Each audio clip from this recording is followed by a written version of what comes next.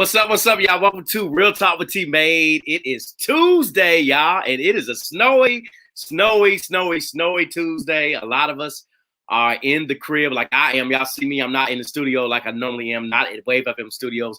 I'm at my home studio. This is T Made Studios, y'all. Got Ali behind me. You know what I'm saying? But I'm warm, y'all. I'm feeling good, but I pray that all of you are warm and safe as well. This has been a roller coaster of last 2 weeks with this weather going on, not just in Louisville, but all across our nation. It's like winter storm weather alerts everywhere. So I hope everybody's being safe. I hope everybody's getting through this. I hope everyone is just, helping each other out too. You know what I'm saying? I know we got elderly people that need to get to the store or may need something. So let's make sure that you are looking out for your family members, especially those elderly ones that may need your help. You know what I'm saying? We don't want anybody to be abandoned out there. Also, I want to give a shout out to all the people that are helping out with the people that's on the street, the homeless, that are giving them shelters and getting them to refuge and places to where they can keep warm. Shout out to all the people that are doing that. Of course, we want to give a shout out to our first responders, you know what I'm saying, to our workers who can't take off. We want to give you all props. Just thank you all so much for just giving your time and your mercy. Your time and your energy, because you can't take off. A lot of you all can't take off, where, some of us have jobs where we can, but sometimes in some occupations you got to keep rolling. So shout out to you all. And for the first time I've seen, like, UPS didn't have a shift come in, I believe, last night. So yeah, this is serious, y'all. This weather advisory alert is very, very serious. So also, I want to remind you all to like, share, and comment, okay? Like, share, and comment. Please share this feed. Please, we need y'all support. Wave FM, we need your support. Also, I want to remind you all that Real Talk with T Made is brought to you by the Real Young Prodigy's new single, Crown, which is available today on Apple Music, Spotify, Tidal, and all other streaming platforms. Make sure y'all stream that single today. The Real Young Prodigies. Right now, let's take a look at a sneak peek at that new single. Adjust my crown. Not to myself. I never frown. Young Prodigies at it again. Crown. My curls, my twists, my puffs, my braids, my mental knots, our edges, laid. Hey. Short, long, our inner fade. We rock our hair in different ways. We rock our hair in different ways. Rock any style we gonna slay. Period. Every time I whip my hair around and round and round. Circle. You can look, but do not touch my crown, my crown, my crown. Look in the mirror, adjust my crown. Not to myself. I never frown. Metallic low, you so brown. Hair so wavy. It's my jam. Every time I whip my hair around and round and round. You can look, but do not touch my crown, my crown, my crown. My curls, my twists, my puffs, my braids, my mental knots, our edges laid. Short. Young prodigies, yeah. Any style we gonna slay. Cause every time I whip my hair around and round and round, you can look but do not touch my crown, my crown, my crown. Look in the mirror, adjust my crown. Not to myself. I never frown.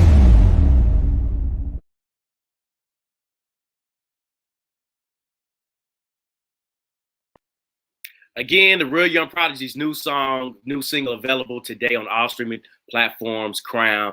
Go stream that today. So look, y'all, I'm happy to have y'all here with me today. We got a very, very special show for y'all today. Exciting, something to keep y'all entertained while we all in the house. We're not on quarantine this time. This time we in the house because it's cold, y'all, because it's snow. But we have Councilwoman Keisha Dorsey that will be joining us around 7:15. And we're going to get into it with her. I'm pretty sure we're going to have a dope conversation with her and get into it. You know what I'm saying? I know y'all got a lot of things y'all want to know about what's going on in your city, especially the district that she serves, which is District 3. So we're going to get into her with her a little bit later around 7:15. Until then, though, I want to share with you all some events that happened today that were pretty exciting. Earlier today was the virtual ribbon cutting for the RTBI, which is the Russell Tech Business Incubator. And the Russell Business Tech Incubator, in short, it is an incubator that gives resources and funding to independent startup companies, the Black businesses and Latinx businesses in particular. So this was the ribbon cutting ceremony, and there are 30 businesses that are in this first round of what they call fund founders. Okay, and Wave FM, our platform, happens to be one of those founders. So we were very excited to be a part of this event today, which was a virtual ribbon cutting. We seen a lot of things that we've never seen before. So this was a virtual ribbon cutting. And I want to shout out Dave Christopher. I want to shout out who came up with this whole idea. Thank you, Dave. Thank you, Dave. And we're going to have Dave on the platform to talk about this soon and why he came up with this wonderful idea that is blessing so many startup and small Black businesses and getting them to the next level that they need to be at, which is creating generational wealth. So this thing is very important. It's something that we need, and it's going to change the Louisville community. I promise you that it's going to change it. But right now, let's take a sneak peek of what went on earlier today. This is Dave Christopher himself. Let's take a peek at this clip. You know, Mother Nature had different plans, but it didn't stop us. So first, I want to introduce my lovely wife, Melanie, and my beautiful daughter, Jasmine, back in the background. That's joining me. They're always behind me. I want to thank you guys for tuning in, for joining us for this virtual grand opening. There will be another in-person grand opening at a later date when Mother Nature says it's okay, and we'll all get together. So I'm going to go and get started first by thanking, of course, all of our sponsors. I want to thank, of course, my family and all the sponsors and all the AMP team for making this possible. But one of the things that is absolutely that was sort of the catalyst for this thing, I mean, in addition to all that we've dealt with in terms of small businesses, Black businesses, and the lack of Black businesses in the country, and one of our guests will speak more about that, I want to take the opportunity to thank a trailblazer, an amazing person in our community.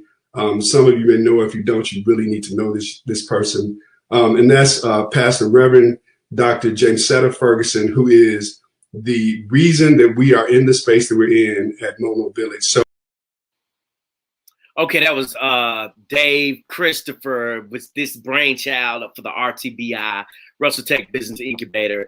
It's his brainchild. So I want to congratulate all of the founders and all the businesses that are in this incubator. Congratulations to you. But once again, Wave FM, as I mentioned earlier, was a part of this. And we had the pleasure, of having our own, my co-owner of Wave FM, my business partner, my sister. She spoke today as well, talking about what it meant to be in this accelerator program, this incubator. So let's check Latasha out real quick as she talks about our experience in this RTBI as founders. Let's check it out real quick. Good morning, everyone. My name is Latasha Harrison, co-owner of Wave FM Online. Wave FM was started with Antonio Taylor. We had a vision of being a multimedia company that focused on empowering, educating, elevating, and inspiring the Black community. Just imagine being a source of information that will inspire and motivate our audience to reach its greatest potential. We would like to provide information on education, home ownership, credit repair, community relations, and so much more.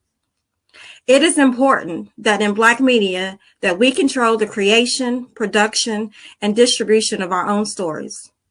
As image makers, platform builders, and storytellers, we contribute to the images, messages, and perceptions that circulate within our society.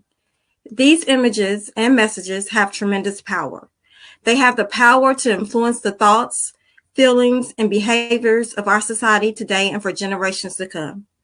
Most importantly, the words and images we create and choose to circulate create powerful mental associations that define entertainment and how we perceive ourselves in the world around us. Wave FM provides content, entertainment, resources through video podcasts, online radio, and in the near future, Louisville's only Black-owned terrestrial radio station.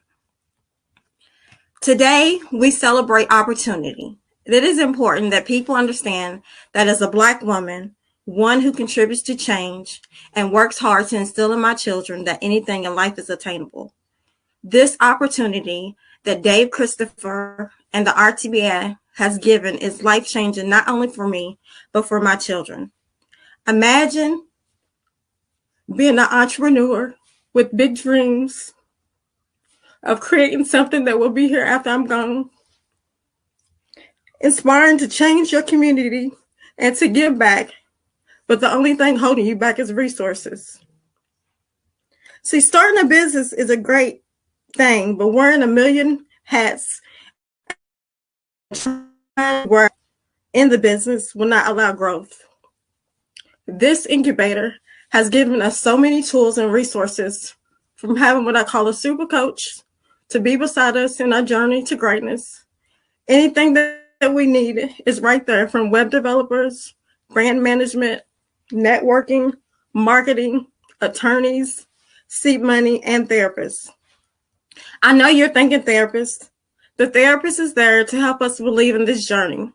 Look around in our communities. No one has ever done anything like what Dave Christopher and RTBI are doing. And at times, it's very unbelievable. So now we are in the process of building a budget. And of course, initially, we have fears of let's go for the bare minimum or do what we need to get by.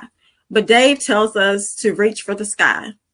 This opportunity is truly life-changing for all of us to understand our value, that we are worth it, and that we deserve it. I would like to thank you, Dave Christopher, sponsors, and the RTBI team for believing in us. And we are dedicated to being a legacy business, but we are also dedicated to reaching back and inspiring others to live in their greatness. Thank you. Okay, that was our own Latasha Harrison talking about our experience in the RTBI, and I think she did a wonderful job. Latasha looked beautiful. She was a queen, and I was just so proud. And I'm not gonna lie, after she was doing the speech, I immediately called and we cried for like 5 minutes on the phone. I'm not gonna lie. It's just a wonderful experience that we're experiencing being in this incubator. It's just opening up so many doors, so many resources. Got some money too, you know what I'm saying? But most importantly, we're getting the education on how to take our business from being entrepreneurs to being business owners and getting it to that next level, and just really being able to get our vision out there to empower the community like we really want to. So you all are the beginning of this too, like what you watching right now. You know what I'm saying? Us on this platform, what we're doing right now. So you are a part of it as well, watching us grow. And many of you have been with us for a long time, since we started in January, since I was doing my thing on WLOU back in 2015. Y'all saw me when I was on the show back in 2008. So a lot of you all have been on this journey with myself and with my team for a long time. So I want to thank you all. And I just want to say there are some great milestones and opportunities that are on the way. And I can't wait. We cannot wait to let you all in and bless you all with the wonderful things that we're going to provide for this community, and how this community is going to grow through all of us. So please support all the businesses that are in this incubator. It's so important, y'all. We got to make sure that black dollar circulates more than one time in our communities, because that's all it's doing right now. It's just circulating one time. But we need that black dollar to circulate in our communities 6 to 7 times before it ever leaves. And that is how we're going to solve a lot of issues in our communities, such as poverty, such as violence, such as not having adequate access to health care. That's how we're going to solve a lot of those problems, by making sure that we have money circulating through our communities, and that we are practicing generational wealth, and that we are leaving a legacy to our children. That's so important, y'all. So important. So again, we are excited. Want to thank Latasha again for just that wonderful, wonderful speech on behalf of Wave FM. And once again, want to thank Dave Christopher. Want to thank the Rockefeller Foundation. I want to thank AMPT, of course. Want to thank the city of Louisville, who are supporting this incubator. Oh, can't forget the Molo Village. Thank you, Pastor Ferguson. The Molo Village. Want to thank you all. There's so many people and so many moving parts that are part of this. So we want to make sure we don't leave anybody out, and we just thank everybody for just being a part of this wonderful, wonderful thing that's about to happen. So we're gonna go to a real quick commercial break. When I come back, we're gonna have our special guest on. We're gonna get into it. It's Real Talk with T Made, y'all. Stay tuned, y'all. Right back.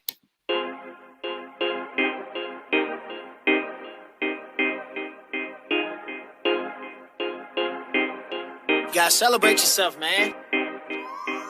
I make black moves, I got black ties, I love black lives, I got black pride, we the black truth, that's not a black lie. I know you see all this passion in my black eyes, cause I got black boy joy, black boy joy. You can't take the smile away, cause I got black boy joy, cause I got black boy joy, black boy joy. See they try to tear us down, but I got black boy joy. What up, buddy? See everything is black on black on black. Love the skin, love my shade, yeah, that's facts on top of facts. Love my hair, locks and braids, watch me turn up to the max. See, I be going, not even knowing, cause this black don't never crack. If being black was a crime, I'd be locked up like Akon. They say black is my race, but it feels like a marathon. I gotta keep my head high, so they won't tear me down. I am royalty, is that mindset, so I'm trying to get that crown. Said my melanin is the way I win, I'm genuine about Benjamins. I'm elegant and I'm relevant, a gentleman with adrenaline. I'm so fly like a pelican, music is my medicine. I'm interested and intelligent, black Americans, what I represent. I make black moves, I got black ties, I love black lives, I got black pride, we the black truth, that's not a black lie. I know you see all this passion in my black eyes, cause I got black boy joy, black boy joy. You can't take the smile away, cause I got black boy joy, cause I got black boy joy, black boy joy. See they try to tear us down, but I got black boy joy. If you love being black, then clap your hands. Said if you love being black, then do your dance. See, this hip-hop is our culture, this R&B is our soul. With your squad, you can step it. If you Greek, then you can stroll. They say the blacker the berry, the sweeter the juice. I love my black women and all the magic that they produce. All our kids are so dope, it's like we raising the future. Don't be scared of my swag, cause I turn these rumors to humor. They don't wanna see us win, they just wanna see us lose. They don't wanna walk with us, cause they can't fill our shoes. Instead of being mad or sad, dog, I refuse to quit. Gotta smile, keep pushing through all this nonsense. I make black moves, I got black ties, I love black lives, I got black pride, we the black truth, that's not a black lie. I know you see all this passion in my black eyes, cause I got black boy joy, black boy joy. You can't take the smile away, cause I got black boy joy, cause I got black boy joy, black boy joy. See they try to tear us down, but I got black boy joy.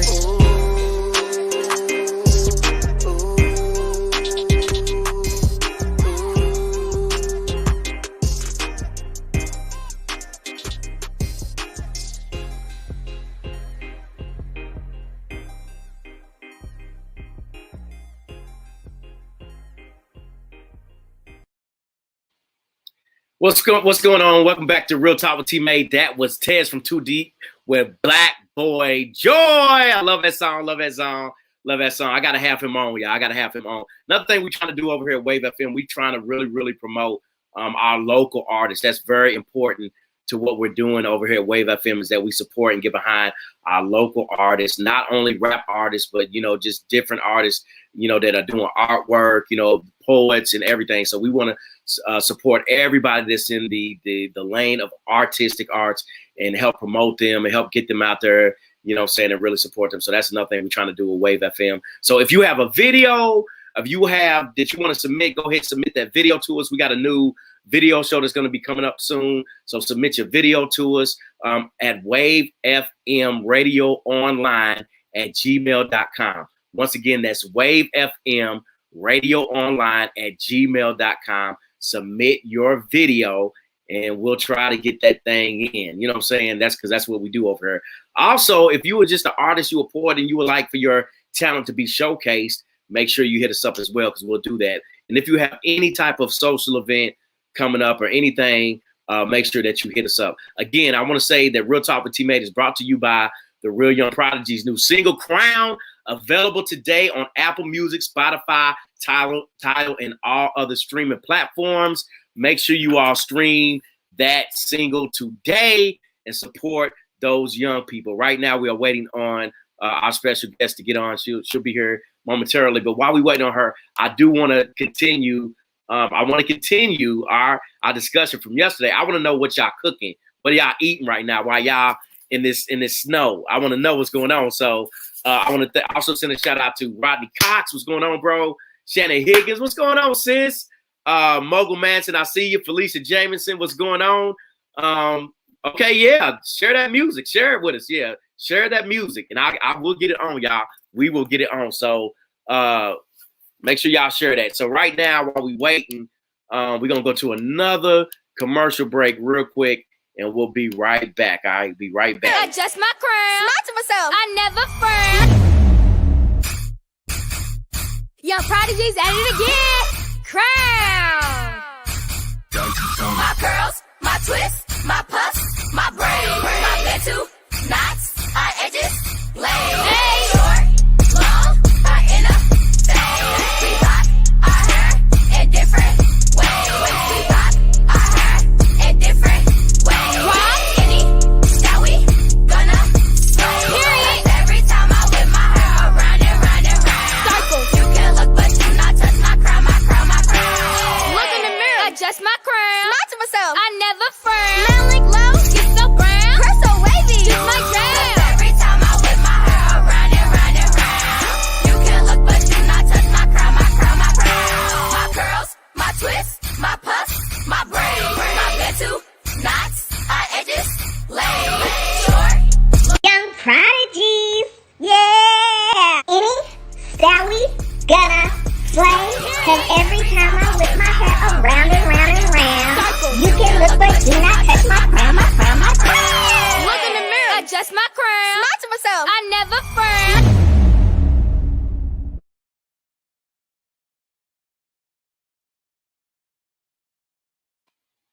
Okay, make sure y'all get that. Make sure y'all get that single. Make sure y'all get that single. All right. Okay.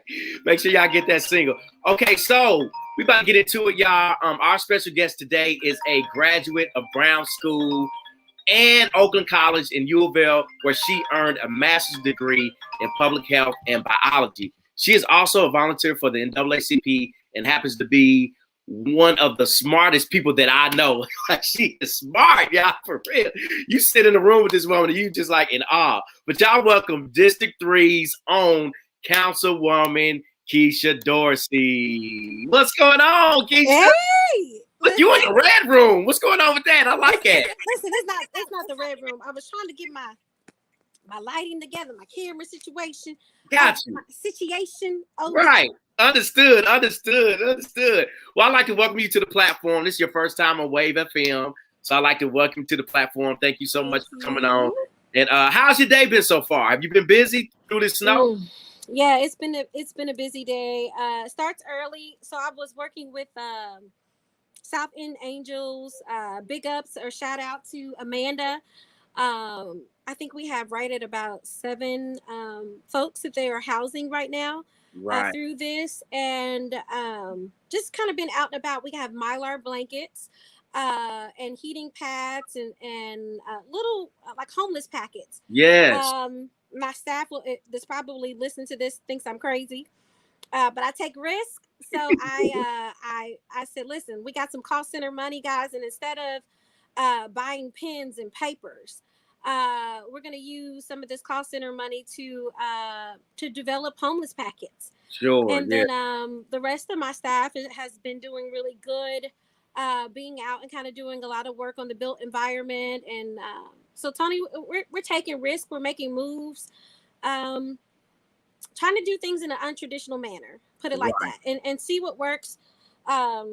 Clearly, the way we've been doing it all this time hasn't been working. So the question is, how do you be the change that you want to see? You can't always play it safe. So out here taking risks every day. I heard you. I love it. Now we're gonna take people back a little bit if you don't mind. All right. Let's take them back. We're gonna take them back. Now a lot of people don't know this about me and you. Me and you didn't actually meet in this space. I was in a little play called I don't say little play. But I was in a Rush Trial production called The Wiz, and I was playing the lion, and there was this young lady who came in, and she was doing makeup for this play, and that's how we actually met. Do you remember that? Yeah, I sure do. Only because you sweat a lot. I do. I sweat a lot, girl. I do. I am a sweater. So I remember that because I was like, how was this makeup going to stay on this right. head? You had to cake me up. Sweating. Right. You had to cake me up. And then you remember you taught me how to put the makeup on. You remember that? You was like, now, Tony, I ain't going to be here, so you're going to have to learn how to do this. And I was like, that was so fun. So I guess my question is, How at the time you had just won the election for District 3, because you were telling me, you was like, yeah, I'm about to be a councilwoman in District 3, and I was like, I'm sure I'm gonna be seeing you because I do a lot of community work. So how did you make that transition from being in the corporate world and being a makeup artist and then deciding to get involved in politics?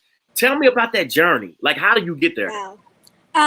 So it's been interesting. I think it was, I think it's been something that's always been in the making. I wish I had it with me, but it's back in the room. I'm going to go back if that's okay. Okay. Yeah. So I started off, I always had a passion for people, and who knew that they call this thing healthcare, right? But coming up through Brown was a really different type of school. Anybody who went to Brown realized there's a lot of freedom. And so I was able to work as a business manager coming up through the ranks. So at a very, very, very young age, and I say very young, when you talk about 16 is young, I had the ability to be able to work in a medical office and understand everything from billing and coding and calling patients and really understanding 16. Wow. 16. And even before that, I think I was volunteering before that, and understanding, the importance of healthcare, especially in minority communities. Moving forward, I took all that experience, bundled it up, and my senior culmination project, because at Brown, I had finished most of I had finished all of my class requirements, and I had gone and started college my senior year, or actually my junior year. So my classes were done. So we were taking basically college courses, so I could leave, in accordance to whatever my college schedule was, even though I was a senior. And so at Brown, we had to do something called culminating projects, in addition to, whatever your coursework was before you graduated. So I chose to do mine in healthcare, working with a group at that time that was out of the Lincoln Foundation called the Minority AIDS Project. And what they were doing this is a 2003. Okay. So you're still dealing with the back end of the AIDS epidemic or pandemic, especially in Louisville when it was coming to African-American males. And then at that time, we were starting to see that transition on, the whole talk about being on the down low and whatsoever. So we began to see strong spikes in African-American women contracting HIV. Wow. And so I walked around at 18 and my poor mama with condoms and lube, and all kind of things at 18. What's your mama thinking? Well, listen, my mama know who she raised. So at that point, it was just so funny because, people would be like, yeah, your daughter, but that's what I walked around with. And my job was a community health educator. And I got featured in the Courier Journal for being this super young girl doing this really aggressive community work. Yeah. So fast forward, got a scholarship, went to an HBCU. It's called Oakwood University. It's in Huntsville, Alabama. But went there and did my BS in biology, got a minor in chemistry, and then started singing with a group called the Aeolians. I've always sang in church, but did not take it, to the serious craft. But when you get into college and you decide that you want to pick an arts, a minor, it gets fairly serious. Now, I did not formally minor in music because I wanted to come out in 4 years. Yeah. So my dad was like, listen, you got this 4-year scholarship, you need to be out in 4 years. But what I did take enough classes and I made it to the Aeolians. So if any of you all ever hear a group called the Aeolians, they are the, I guess, 3 or 4 time world champions. Really? The world choir. Okay. Number 1 HBCU choir. Okay. And so there are lots of clips out there. So I am an Aeolian, formerly classically trained to sing. Wow. I never knew that. Okay. That's how I met Rush. Okay. In plays. Yeah. And makeup just happened to be something that I do on the side. Yeah. Because I just love art, everything with the arts. I love it. Yeah. Now, do you still do makeup? Do you still do that, Keisha?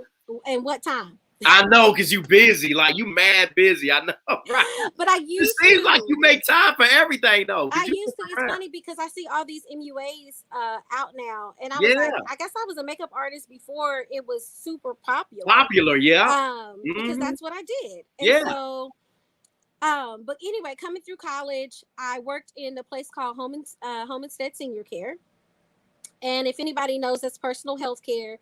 Did that, worked as a lab instructor, um, came here, got my master's, worked at the health department during that transition. I literally just got off the phone with someone. I remember understanding what it meant to be Black in Louisville. Yeah. And I was looking for an executive level internship because I was getting my master's in healthcare administration. And I was like, listen, I don't want to continue to work at the health department. That's not going to give me the experience and exposure I need. So I remember competing in this group called NASI, National Association for Health Service Executives. Could not find anyone to compete with me, Tony, and I did the competition by myself. Yeah. And made it to the second or third round. And I remember this team from Harvard reached out to me, and they were like, listen, like, you did this by yourself? Like, these are teams of 6 people competing, and I did it by myself. And I think that's the first time I realized that you know how when you find yourself that you have a special niche. Yeah. That's the first time that I realized I was gifted in the ability to be able to lead and kind of be fearless about my pursuits if I felt passionate about something, or if I was passionate about something. Yeah. So fast forward, got my master's, wanted an executive internship, reached out after I won the case competition with NASI and said, listen, I'm from Louisville, and at that time, that was NASI is National Association for Health Service Executives. Right. It was an African-American based organization. Okay. And I said, listen, guys, if I'm going to be the youngest kid on the block in here, I need y'all to take care of me. So remember sitting at Norton Healthcare Suburban at that time, sitting in the lobby and waiting for, at that time, the only African-American COO. Her name was Alan Simmons. And I said, I'm not leaving here till you give me an internship. Wow. And so what was cool about it, Tony, was people see the success now. I'm 35 and they're like, how did you do all this at your age? And when I show people my resume, many people don't believe it. But what I tell people is you have not seen the hours and the work that has gone in behind this. I remember sitting there, I did not get paid for that internship. Every internship behind that was a paid one, but I did not get paid. But I worked my butt like nobody's business. Right. Because I understood I was in the presence of greatness. 2, if people were willing to pour into me, regardless of pay or not, I had to have enough confidence that it was going to pay off. Yes. I did that, moved up. I worked in compensation and HR. I remember being at Norton Brownsboro, was part of that team when it was still dirt. Literally getting it off the ground. I worked in the office with the physician recruitment, with HR, with service excellence. So I've worked all over Norton Healthcare through their CLO and through those opportunities. Came back, Norton was launching something called the Centers for Prevention and Wellness. And I think that's when I got my first taste into community liaising, because that is when that's when you got that bug, huh? The cancer bus. Yeah. And so the premise was to take Medicare, to take healthcare to the community versus bringing the community to us. And at that time, just to educate people real quick, I know I'm going through this fast. No, you good. It shows you the parameters. Yeah. Something called ED. We call them ER, but in the hospital side of it is ED, emergency department. And what you wanted to do was lower the the admittance rate of people who were being admitted to the ER who could be using lower cost services, such as either a PCP or a urgent care. Yes. That was also right after Norton had acquisition most of what we knew back in the day as primary care physicians, when everybody had a different PCP. Now at this point, I think they're almost all Norton owned. I don't think you can even find very many individual primary care physicians that are not owned by or working for a hospital system. Very true. So that's what, let's see. So that was Norton. So we started taking what people first knew as the cancer bus out to communities for women to get the mammograms. And the thought was, women were starting to really latch on to the idea of trusting that mechanism of healthcare being delivered to them. So we thought, well, what if we broaden this mechanism and start doing chronic care prevention in people's, in their backyard. So I laugh a little bit when I hear people talk about, mobile grocery stores and all that, because the premise is the same, instead of bringing people or asking people to come to you, bringing the services to them. And that's something that started off in healthcare very prominently. So was a part of that team, then transitioned to Humana, worked for the pharmacy.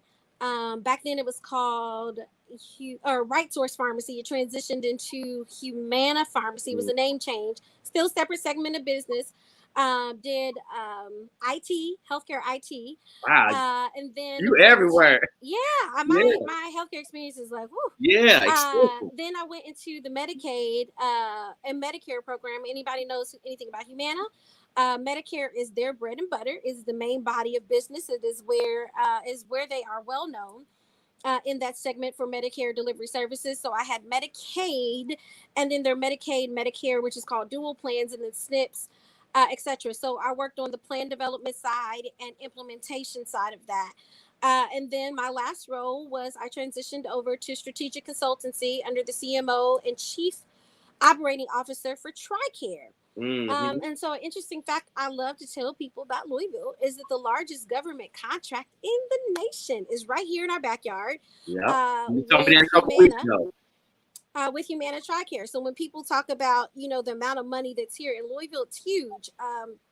Because with Humana winning that government contract, it is the largest government contract, I think, outside of defense contracts. So it's a big boy just sitting right here in Louisville. So when you think about what government contracts require as far as supplier diversity, one of my big questions when I came onto Humana was how much of that diversity metric are we meeting in Louisville, right? So if you have supplier diversity metrics that have to be adhered to, which is the standard with all government contracts at that level, how much of that are we sourcing out of Louisville, Kentucky?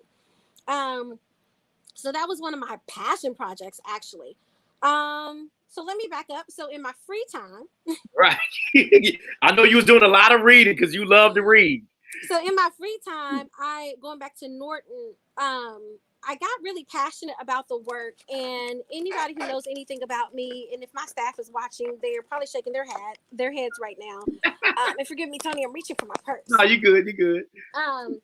I don't just do my job. I feel like a job is a platform. It's the bare minimum of what you are to contribute. But I also haven't worked a job or worked in a role that I did not love, all except for one. And we're not going to talk about that today. Okay. I learned a lot of lessons from it. Yeah. But most of the jobs I've done, I have absolutely loved. And so it wasn't just about performing that job description.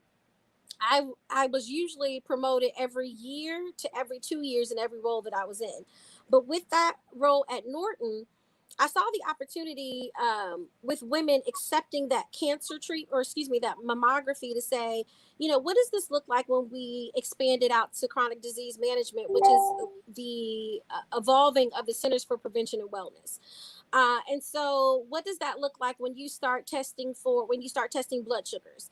3 or more consecutive tests of an elevated blood sugar is usually the diagnosis that is needed for diabetes. The only other test they have up that I think is your A1Cs. It's been so long. And I'm saying A1C, that may not be it, but there's another test that you can take. And in fact, now that I say it, I don't think it's your A1C. I think that's something else. And I know it's something actually. It's your triglyceride level, essentially, that can be read, and the triglyceride level basically tells the history of your blood sugar versus taking an individual finger prick, and it tells the one-time story or increment of your blood sugar. So, for example, if you just eat, your blood sugar is going to be higher. If you wake up in the morning, your blood sugar's lower because you've been fasting throughout the night. So really doing a lot of that education in the African American community around those two big sectors that we face, which is high blood pressure and diabetes. And within high blood pressure, of course, you get heart disease. And so I did all kind of work, everything from the Go Red initiatives, Have Faith in Heart. I was one of the first ones to launch that at Bates and St. Stephen's when nurses would come down and do the testing, or women would go red in churches. So that was one of my initiation projects in working with the American Heart Association. I was one of the initial board members for the American Heart Association when they started their young adults board. And that's when I really began to get passionate about the community and health, because what I realized is, Tony, there were so many things that I saw most of the time being on that unit and educating folks. No one had broke down to them in a simplistic way what things were, what tests we're going to do. Everything from, we would do osteoporosis tests with the bone density machine. And of course you would tell a person, your bone density is low, but nobody was telling them how it translated to their life outcomes, or excuse me, Right. a little bit, what that meant as far as if you're an older woman and your bone density is low, your chances for a hip fracture, or your chances for degradation of, your different cartilage, or etc. You see people out here getting hip and knee replacements, and what that meant in those outcomes. Or to tell someone that they are pre-diabetic, looking at those different metrics that that they would read getting those particular tests, or telling somebody that they're hypertensive. And with hypertension being such a commonality amongst African Americans, almost not taking that seriously. Yeah. But understanding, what does hypertension mean? It means that your heart is working much harder than it should be. And so, so what does that mean? So that means it can lead to different things like an enlarged heart, or it can lead to different things like your arteries getting clogged. And so what does that mean? What does that translate to? Times when you're out of breath, things that make you feel tired, where you don't have the same energy that you used to because you're not getting the same amount of oxygen that's flowing through your body that it traditionally needs. Or you start to see, you get tingling, or your feet get cold, those different things. So, kind of relating that to people's everyday life, your vision. Yeah. So just really explaining to them, different types of initiatives. We started off doing, oh gosh, Tony, I can't believe it's a lot. I know it's a lot. This. The barbershop initiatives, where we would go into the barbershops and actually take a team of nurses into the barbershops and hairdressers to be able to do these types of tests. I remember I actually project managed the first health equity summit that we had here in the city, that was hosted in between the Centers for CHE, the Center for Health Equity at Louisville Metro, and Norton Healthcare. So I was the project manager for that first one. Okay. Was a part of the first men's health event that Norton did back in the day at Slugger Field. So it's been a lot, but it was through that I realized the community, especially the community that I lived in, all these health initiatives were around how do you get people to access healthcare? Yeah. And when I realized, being from the community, not leaving, still living here is where I'm sitting now. Yeah. Some people may call it the hood, but I call it home. Okay. And what does that mean in translating everything that happens around them, especially something as important as health? Why weren't we understanding it? Everybody was rushing to build, we need another health clinic, or we need, more health access. I hear people talk about food deserts and healthy food, but I want to say, come holler at me. Because some of this stuff, we are reinventing the wheel. Talk about grocery stores. The health department worked with Norton to set up the Healthy in a Hurries. I remember we were on that initiative for quite a bit, and we used to see and sit outside. And one of my jobs was to document. I mean, the fresh fruits and vegetables would just sit in these places, because you give someone fruits and vegetable option that's fresh versus in a can, and you're on a limited income, you're going to buy the can.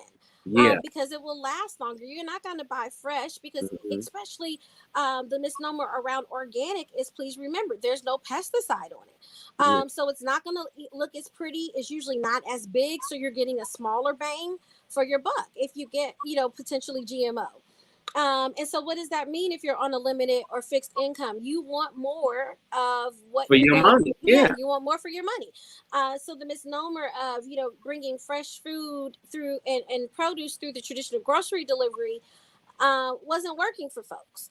And so we did see success in St. Lutheran and at that time also New Roots, where they were actually at a much cheaper rate, growing farm to table and kind of eliminating the grocery store.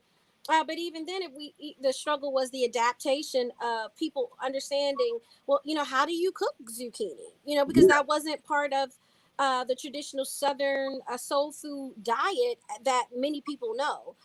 So you saw the various agencies coming out, and it's more popular now.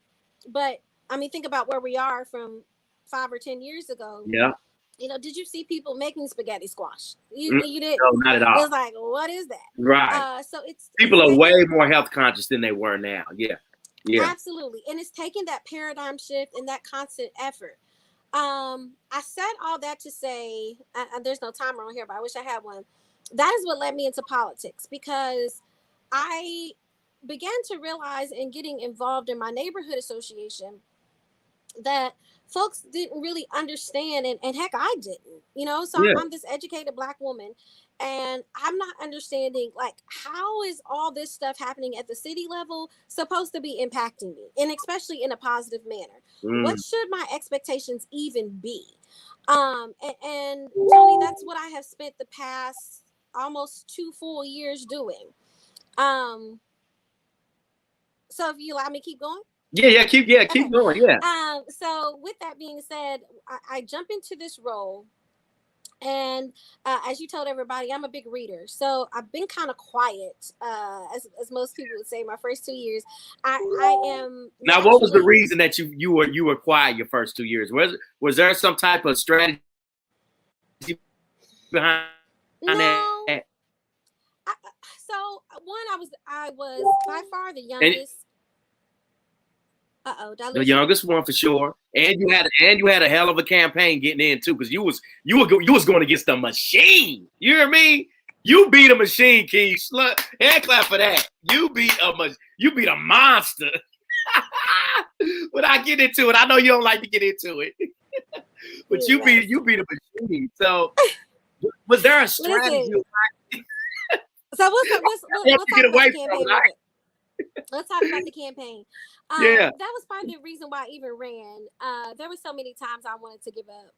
I really did, because I thought, I really don't know what I'm doing. I'm trying this strategy, but I just had faith in the people, right? And so my thought was, even if I get my butt kicked, right, I'd rather learn it myself and learn something that no one else can tell me, and that's always been, my father instilled that into me, and he used to always talk about, if we fail, the issue that he had with us was never about failing. The issue that he had with us is about not taking the risk, right? And so he was like, you'll never go anywhere if you don't take risks. So I wanted, and I debated about whether to hire a consultant, and and I listened to him, and I was like, oh my God, because the person I talked to was like, you're not serious if you don't hire me. And I thought, you're probably right.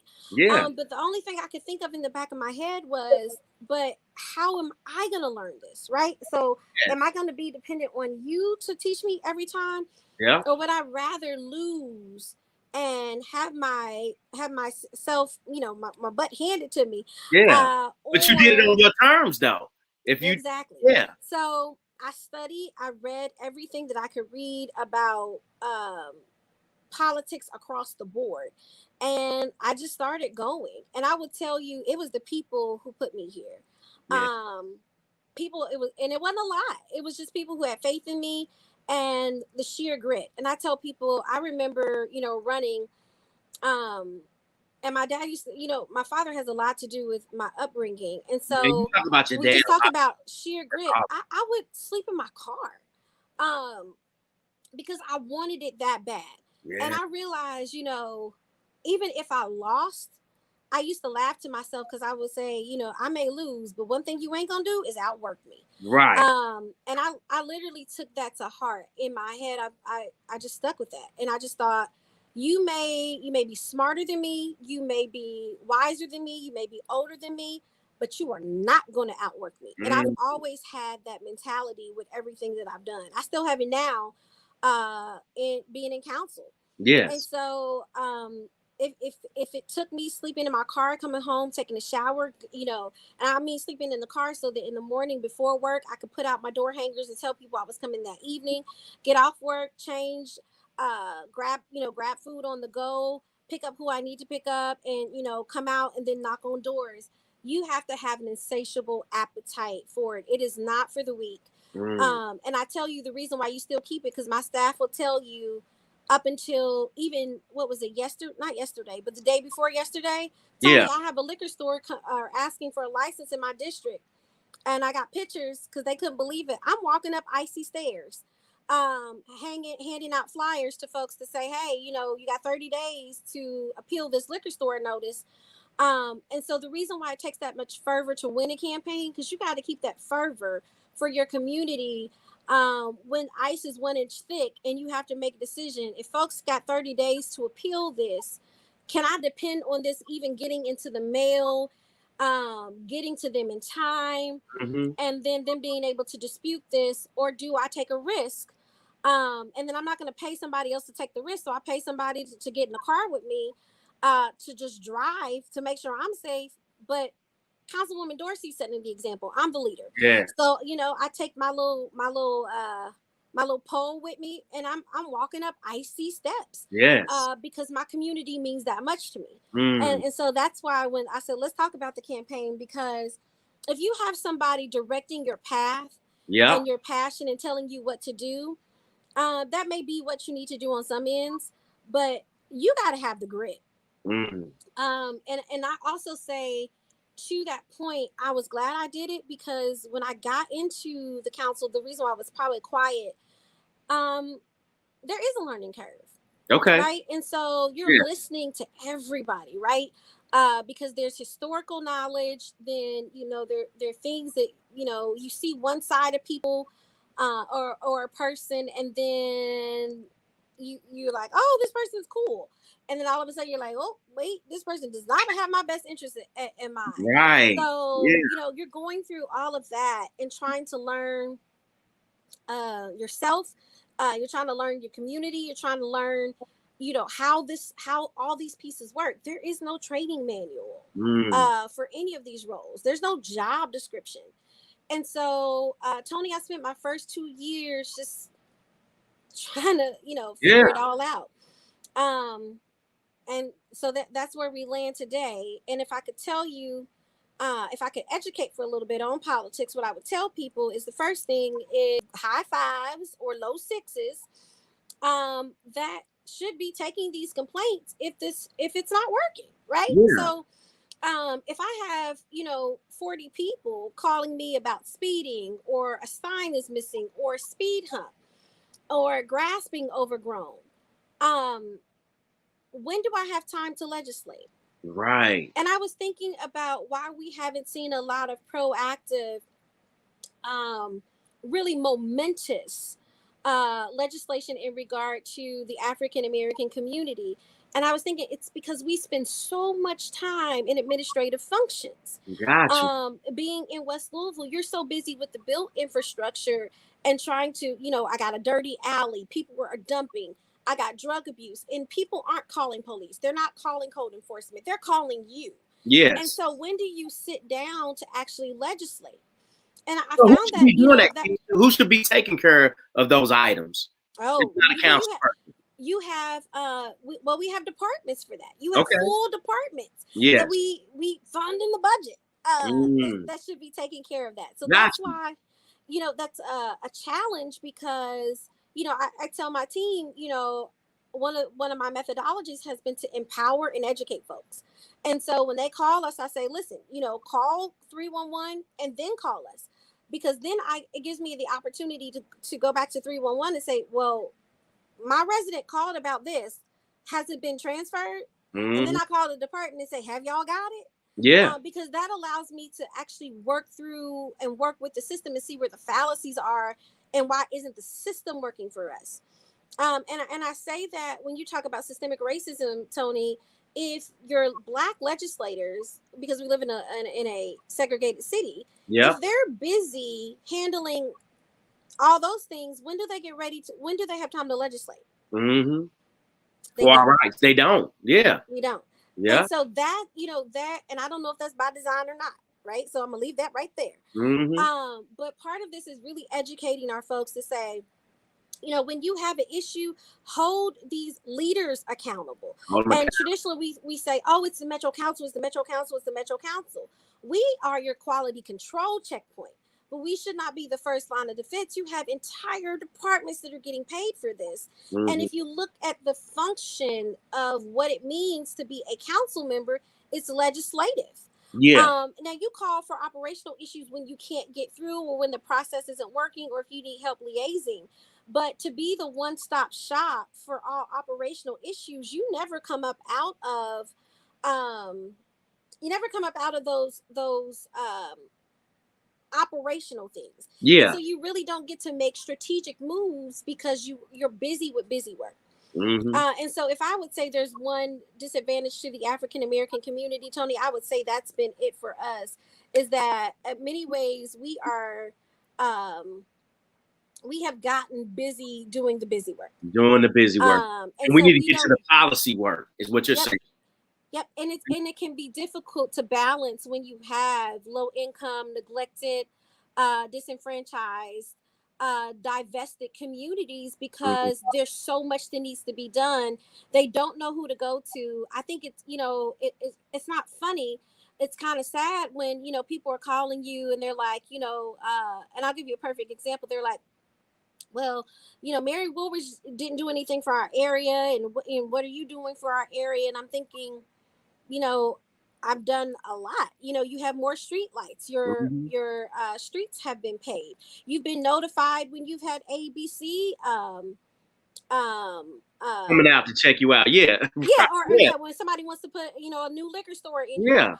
I passed policy, so now that you have a neighborhood centric policy, you've been or we developed our Facebook page. We developed put together a radio show. We put together a newsletter that didn't exist. We have I don't know if anybody else has this. We're one of probably the only only offices where we have a text messaging service.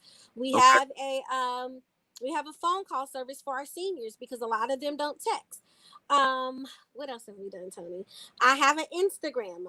I'm probably about to start a Twitter. And so that's the basis of it.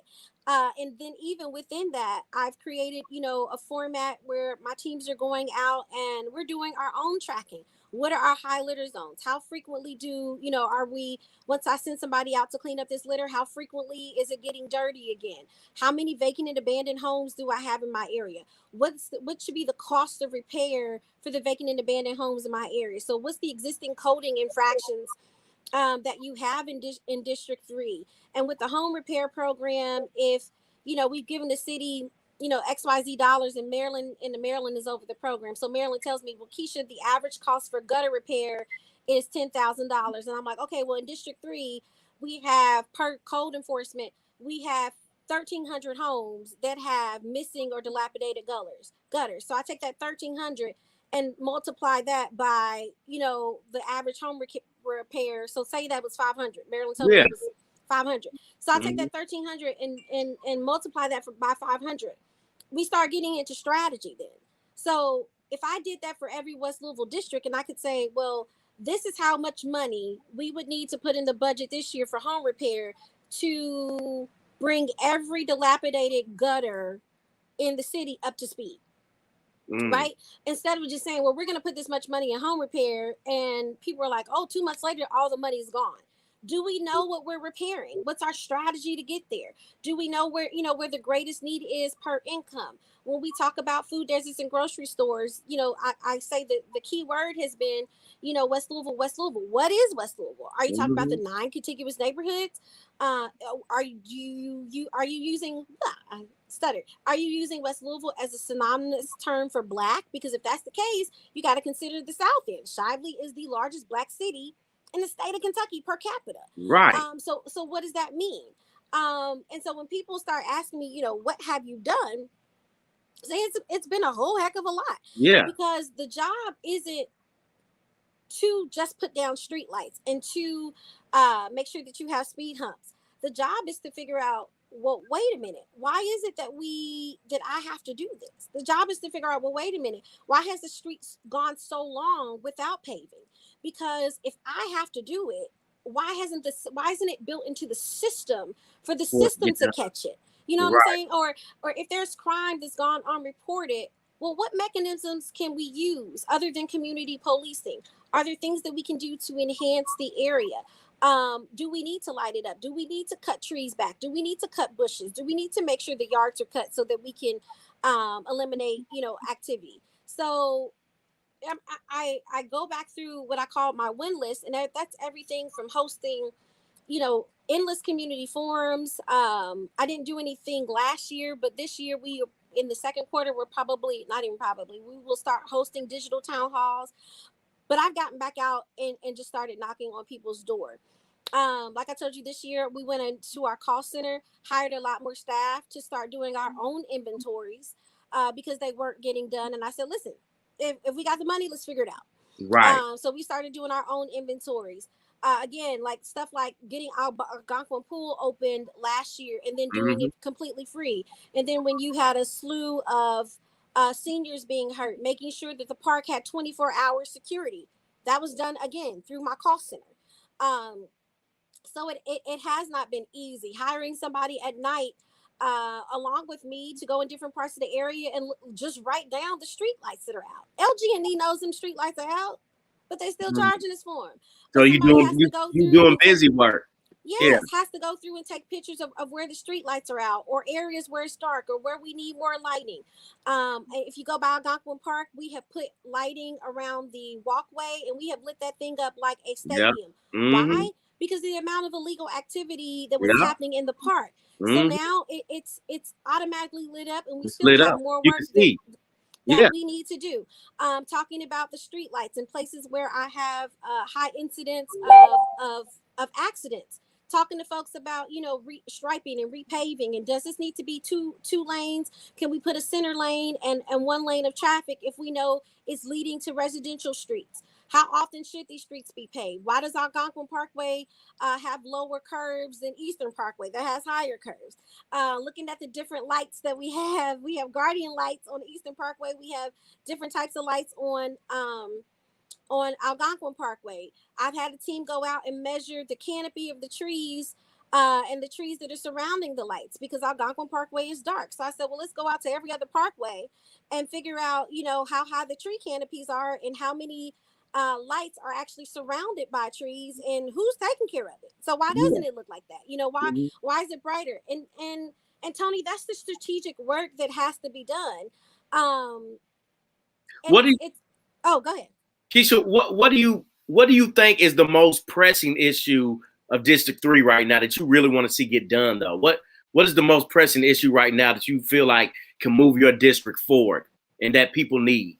It's what now? Infrastructure. Break that down. Infrastructure more than There's layers. Yeah, break that down for me, please. Infrastructure. So, and I mean infrastructure in 3 ways. Clean it up. Hold on. Before you get to that, name the communities in your district. I'm sorry. Oh, you have. I have. So communities or neighborhoods? Neighborhoods. I'm sorry, neighborhoods. So I have quite a few. I want to make sure I don't miss any. All right. So I have Algonquin Hallmark, a bit of Jacob, a bit of Lake Dreamland, Park Duval, Park Hill, a piece of PRP. I have all of Shively, and I have some of Taylor Berry. Got you. Okay. So when I say infrastructure, there are a couple things. Infrastructure, the way to think about it in layman's terms is the built environment. So it's your roads, it's your lights, it's the vacant and abandoned homes, it's the sidewalks. Mm-hmm. What I realize is that a lot of our mentality is built into what we have become accustomed to and we don't see. So for example, last week I took my staff out on a field trip, and we do them every so often.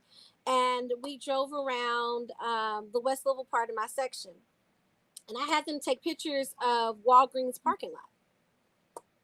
And I just told them, take pictures of it. It wasn't until, they begin to take pictures of it that they begin to see it differently. They're like, wait, what, why does it look like this? Yeah. But we have become so accustomed. And I think about the Febreze commercial that says your nose blind. Yeah. We become accustomed to things looking the way that they look in certain parts of the city and not necessarily holding people accountable for them.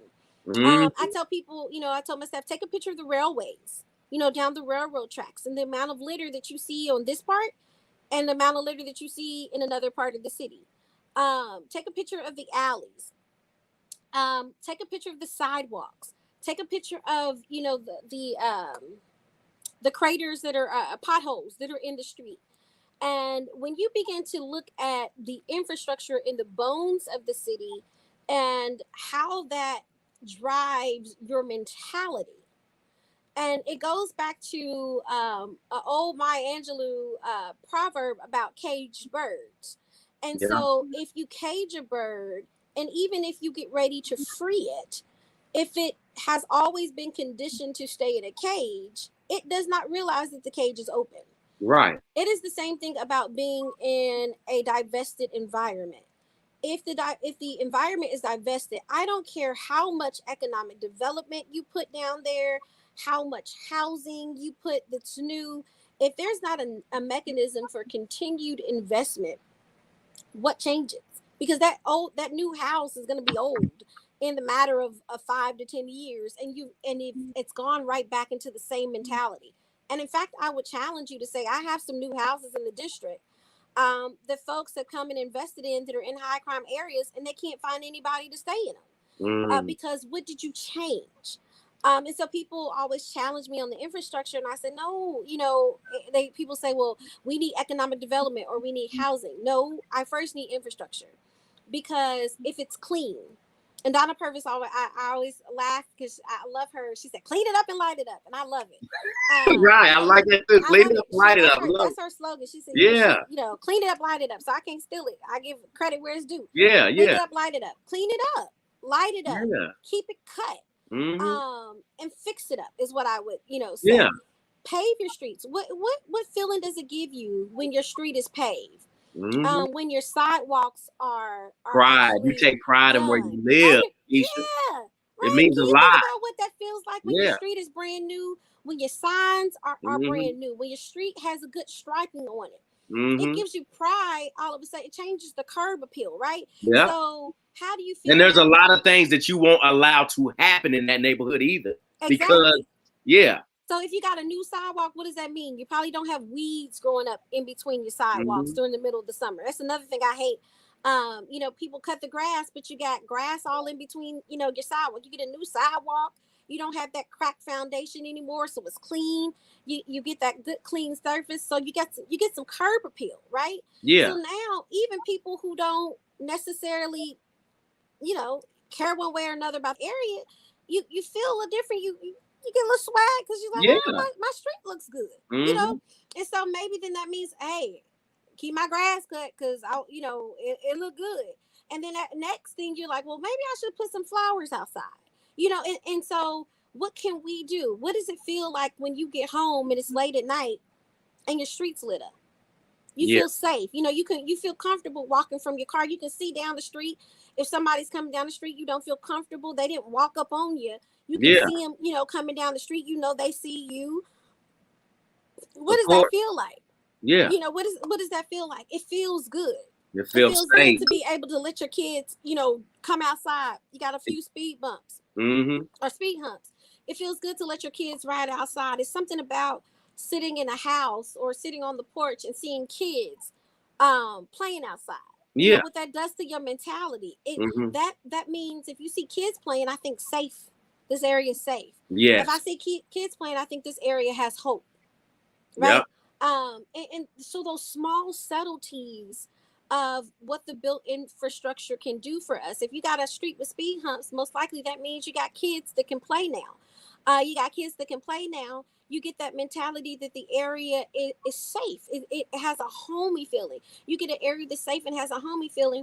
Even if you have vacant and abandoned houses, when people are looking to renovate it, I want to renovate on that street. It's nice. The sidewalks are done. It's well lit. It looks like there are a lot of families there. So I'll be able to renovate this house and either rent it out or sell it. That begins to change the context of the neighborhood. So that's why I say build infrastructure, Tony. Because if you can change the infrastructure, it begins to change the neighborhood. And so I would go from infrastructure to housing to amenities to, and I say amenities meaning the economic development. But those would be my Maslow's hierarchy. If you get a good infrastructure, and then some of those infrastructure things are operational, like your solid waste management, picking up your trash and your litter and your street sweeping. That's all infrastructure. Yeah. And once you got good infrastructure, you can start to flip some of those houses around, changing your vacant and abandoned lots, changing the way that your AMI is in the area. That's your area median income. Moving that and diversifying that in ways where you have different incomes so that you can attract different amenities where people, want to come down. And I'll give you a perfect example. I remember talking to some Kroger folks about the Kroger leaving Shively, and people talk about a food desert in the West End. I said, well, technically, you got a food desert in the South End. Yeah. And if you're still talking Black, it's in Shively. Yeah. Because once that Kroger left, where do people go? The closest place for food, if you are in Shively, you're going to go all the way down to the end of Rockford Lane, or you're going to go to Save a Step at 18th and 18th and Algonquin, or you're going to go, and that's a Save a Step. Yeah. Right. So that's not even your full service grocer. You either have to go all the way down to 20. And isn't there a Walmart in Shively? Or is that my thing? It's PRP. PRP. Right? It's a PRP. Yeah. So you don't have anything in that Shively sector. You got Cash Savers and you got Save a Step that are kind of your intermediates. But other than that, you got to go all the way to 28th and Broadway, or you got to go to 2nd and Central, or you got to go out PRP. Yeah. And so if you look at the square footage of or mileage of that, your food desert is in Shively. And so, what does that mean in regard to, tackling, going back to Metro, tackling strategic plans? So that I would rather be working on that. You know what I'm saying? Yeah. I'd rather be looking at, why don't we have a strategic plan around housing? Why don't we have a strategic plan around food deserts? But how does that play into housing? So when I was talking to that Kroger, they said our loss ratio was so great. Basically between the security that we had to hire, the amount that people were stealing, the amount that it put their staff at risk, in addition to security, the cleanliness of the store. And so he's like, listen, like, it is so difficult for us to keep this store open. Yeah. Right. Or I think about the amount of stores that have been in that Southland Terrace little corridor. You had a AJ Wright, you had a Ross. And they will all tell you the theft ratio or the theft rate is through the roof. Yeah. And so to even bring those types of stores down, the question is, people are saying, well, we need more amenities. Well, when people do bring amenities there, how do you keep them? Right. Yeah. So you can need them all day long. But if you are in an impoverished area, you can't keep it there because people in poverty don't have the resources to provide it. And so it's always the chicken of the what is it? The chicken who comes first, chicken or the egg? And people are like, solve poverty. Well, how do you solve poverty? It's a multifaceted issue, but one way to solve it is through home ownership. Well, how do you how do you get people ready for home ownership? Well, we got to invest more money into getting people ready with a mentality to even want to own a home, to stop living in certain ways. And I say living in certain ways, I mean being trained in the mentality that all I can afford is to rent. And then why are people renting? Because they can't afford to buy their own home, or they don't Or have they the think they credit. can't buy, or they think they can't can't. buy, or they don't have the credit, or they have previous evictions. What does that probably lead to?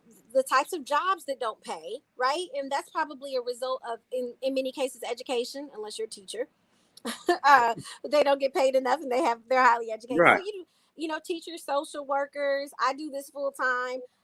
Like I said, I have a master's, and Lord be, working on a doctorate. There's no way I can continue to do this full time on that salary. Yeah. So when you think about those types of roles, you got some of us who are willing to take a hit because we're passionate about it. But I mean, most teachers aren't planning on living off a low grade salary for the rest of their lives. They're looking for those step increments or whatever else. So I said all that to say, Tony, housing is the key to me to really alleviating a lot of our mass poverty, which then when you stabilize housing, a person builds equity. Yeah. They're building equity. They now have residual income. That residual income means that potentially you can get or attract more businesses because you have a stable area where you don't have an influx of people. You have a steady income in that area. And now I want to invest my business there, because even if people are stealing from me, the rate of the business that I'm doing offsets what I'm losing on, through theft, because I have enough good business that's offsetting that. So my risk is offset because of that. So that's why I say, having a good infrastructure then spurs people wanting to live in an area, and then that spurs more of the relation towards home ownership versus renting, that stabilizes an area. And when you get stabilization in income and diversification of income, then you can attract strong economic development coming into an area. So that, again, that would be my Maslow's hierarchy of needs. If I had my druthers and I was able to, I dream a genie it and just link it here. Right. That's what you would do. That's what I would do. I would. Yeah. Can you imagine West Louisville? Well lit. Yeah. No litter. Right. Streets Cleaned up. paved. Wow. Streets marked. Yes. Clean.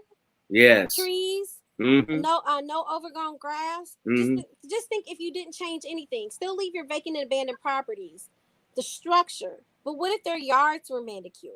Yeah. I'm not talking about flowers. I'm just talking about cut. Yeah, just cut. Yeah. And the edge. And maintain. Yeah. What would West Louisville look like with decent streets, sidewalk lighting, and then just that? And then get into the homes. It'll be amazing. Let me ask you a question, Keisha. I know I'm not really supposed to delve into this too much. But does West Louisville needs to be? It's been a call to make West Louisville its own city. How do you feel about that personally as a councilwoman? Why'd you ask me that? We already talked about this. I know. Okay, so this is me. Okay. And we don't have to spend a lot of time on it either. We don't. I just don't think there's enough revenue. Okay. So when you think about what the city, how the city is structured and how we generate income, we generate income based on taxes, essentially. And I'm not going to go into the breakdown of how we get it, but part of that is ox tax. The school board uses, and I say ox tax occupational. School board uses property. Excuse me. So that's how that income is generated. So the question is, if you have lower incomes, lower salaries, in West Louisville, you make it your own city, and lower incomes, lower salaries. That's one thing. But what businesses are in West Louisville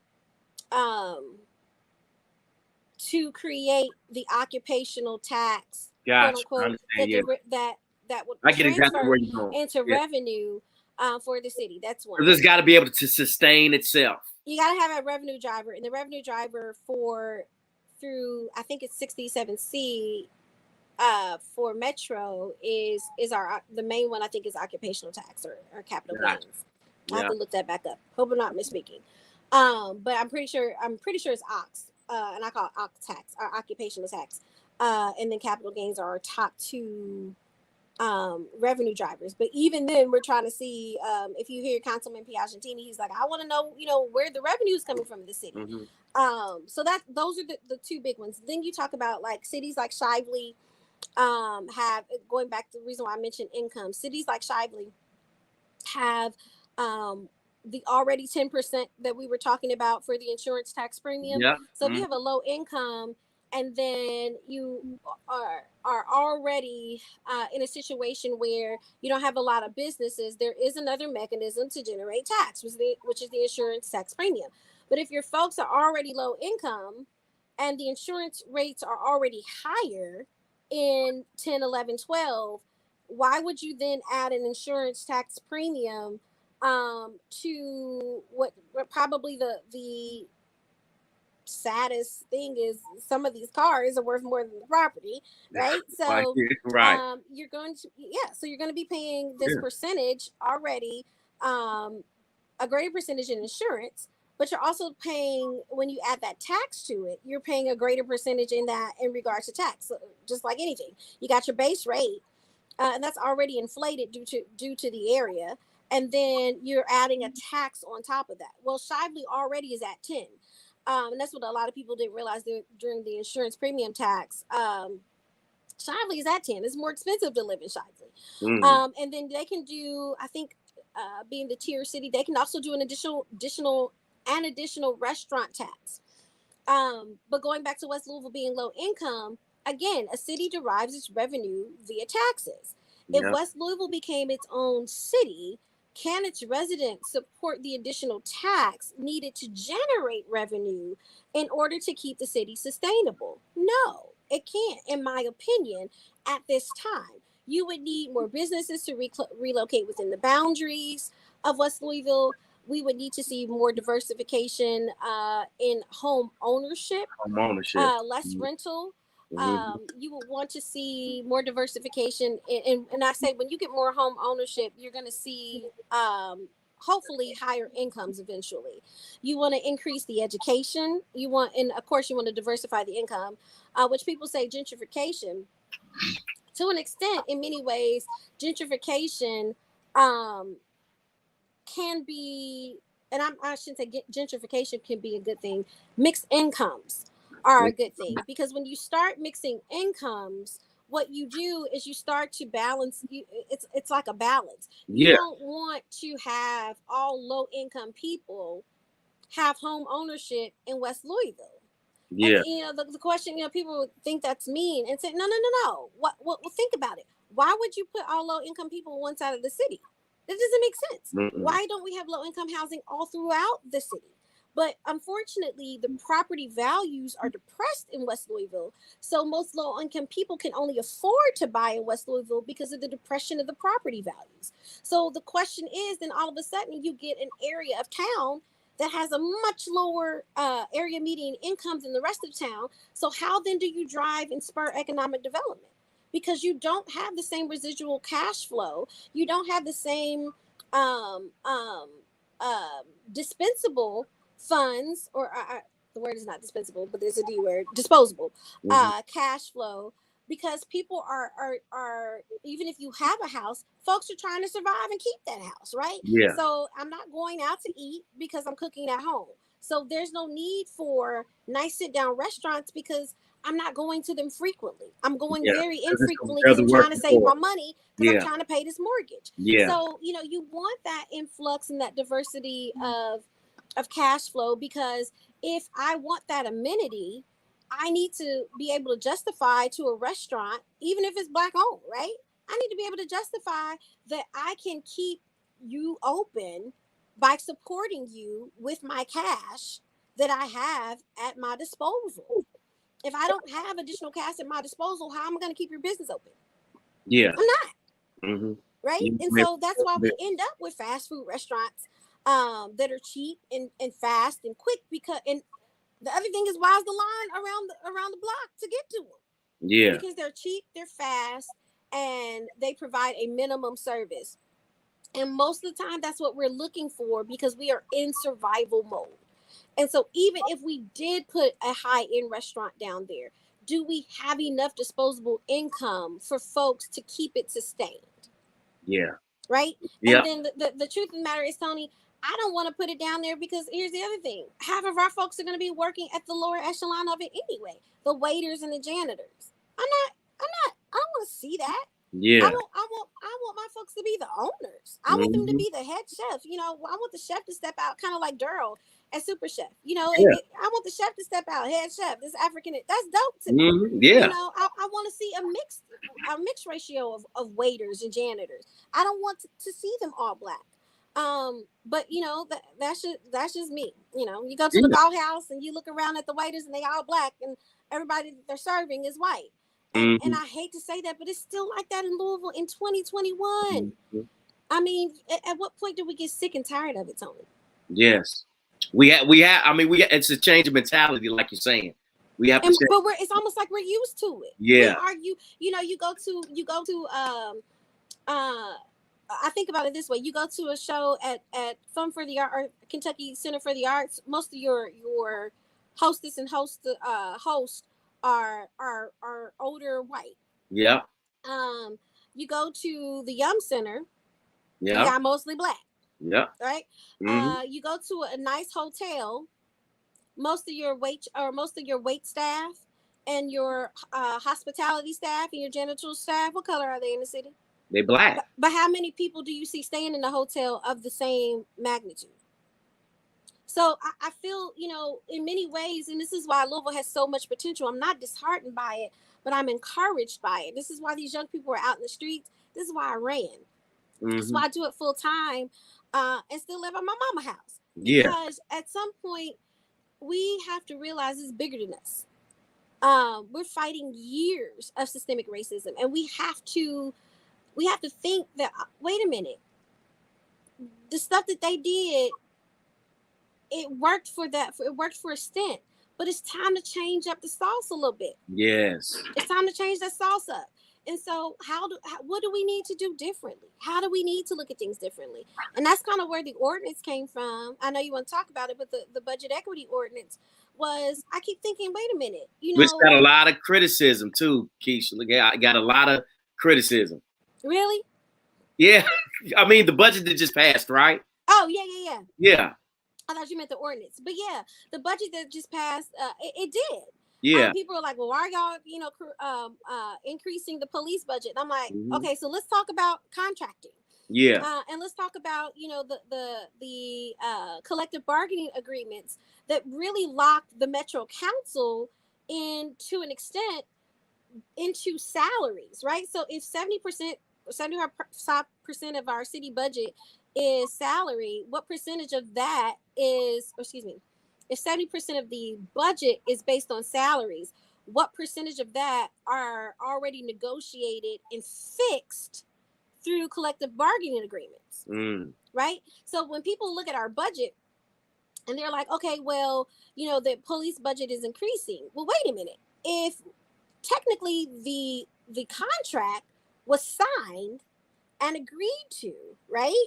And there's a COLA in there or whatever that may be, or whatever other incentives that may be, that increase yearly. Yeah, but a COLA means cost of living raise, right? Yes, cost of living adjustments. I'm sorry. Yeah. Thank you, Tony. So if that increases yearly or whatever incentives there are, right? So this is basic math, right? So if I don't change anything else, or even if I decrease it, right? Yeah. Every year the budget's going to go up. And every year the council can't control. We don't control that. We can vote up or down on a contract. We don't control the negotiations or the components of a contract. We simply vote yes or no. Boom. Yeah, that's all we do, right? Right. And so if we vote no, we can't guarantee that we're going to get the options that we voted.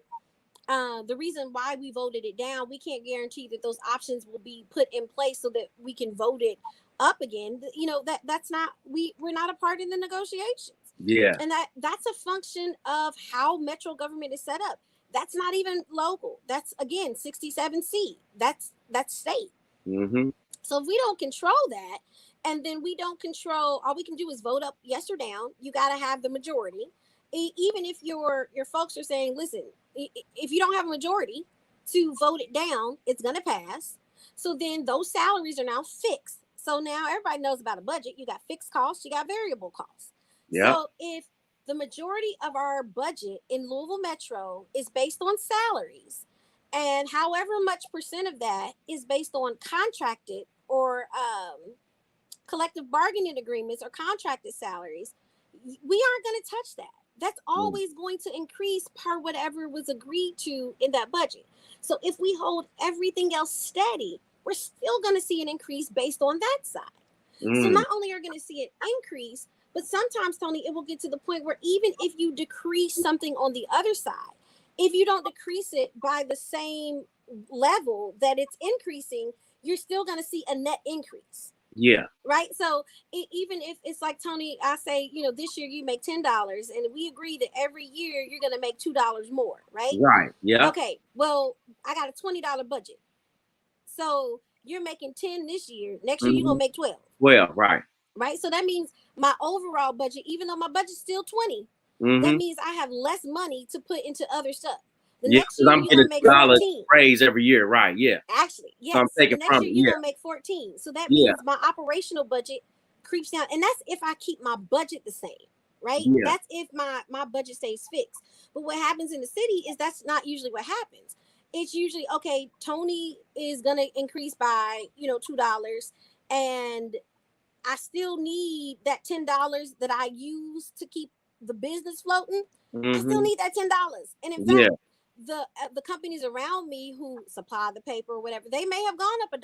So now I owe Tony $2 more this year. And now my costs on my other side have gone up $1. So now I got to come up with $3 more. Yeah. That I didn't have. And that's the reality. Yeah. That's the reality of how that budget works. It'd be different if, we're just talking about a fixed cost. But going back to that $20 mechanism, when you talk about decreasing the police budget, let's just use that same example for policing. So now be careful, okay? Because that police budget is the big piece that people. Yeah, but I'm gonna give you the breakdown of it. Okay, so let's talk about policing. Yeah. So policing, right? So Tony, you're police. 5-0. All right. Yep. So you 12. Here's what's gonna happen. You just got an increase, right? So $20. That's what I allocated to you last year. 20. Yeah. That was all the policing budget. That's everything. Out of that 20, 10% of that, for example, 50% of that is Tony's salary. You got $10. I agreed this year that I'm gonna give you $2 more. Yeah. I said 2 more, not 2 more. 2 more. Right. So because we on T-Bay show, so I'm a trainer. Yeah. We talk Ebonics. Yeah, we talk. So $2 more, right? Yeah. All right. So $2 more I'm gonna give you, right? Remember, Tony, or remember? I said remember. Yeah, we on T-Bay. We still on here though. Remember. Yeah, remember. So remember, I told you the cost of everything is going up. Yeah. Gas. Everything. I call it petrol, but gas. Yeah. Fixing cars. Cost of living is going up. Yep. Everything is going up, right? So, Tony, I got you get a budget increase of $2. My cost for my cars last year cost me my cars, my equipment, my guns, my bullets, because you don't want police buying that themselves, right? You want, there's some stuff you want to know because you want consistency. Yeah. People who have the ability to arrest your freedom, your trainings. You got this Hillier Heinze report. Then you're gonna have some training that's gonna come after that. All kind of stuff. All right. So if we kept the budget the same, we're already guaranteed now that we're gonna pay you $2 more, right? So if that budget stays the same, I'm not even talking about decreasing it. Automatically, everything else is decreased. Yeah. Do you get what I'm saying? Because we don't control the salary portion. So just in the agreement that we're paying them more in salary, if we don't touch the budget, if you don't increase it, automatically everything else will decrease because if the budget even stays the same, the salary is going up.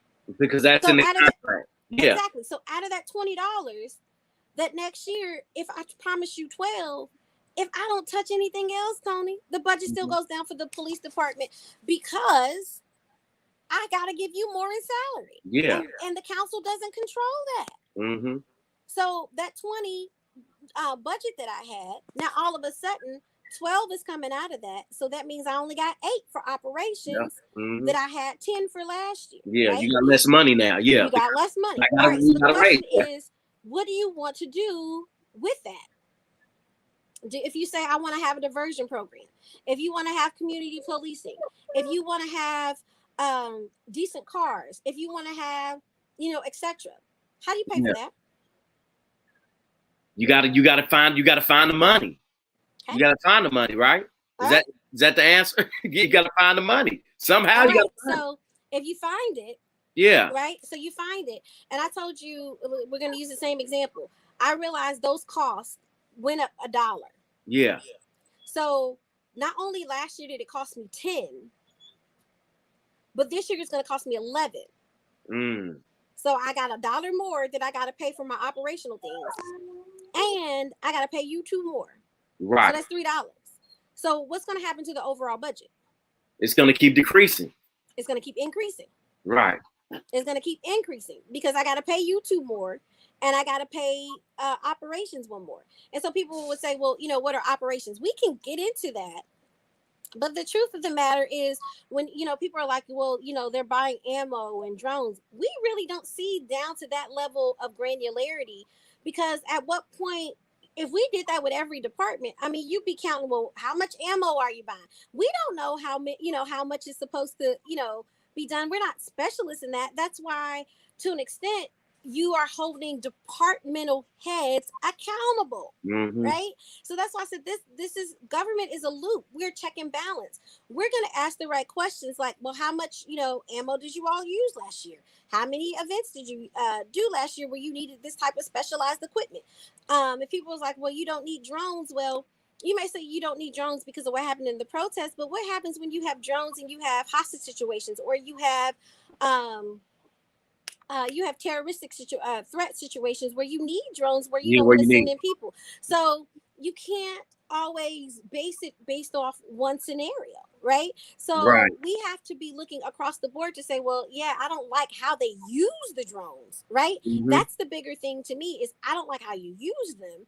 But we do need them, though. You're saying that's exactly it. There is a need for them. Right. Exactly. So if you don't have that equipment, and how do I say, well, guys, we need to hold off on this. Here's a really big one.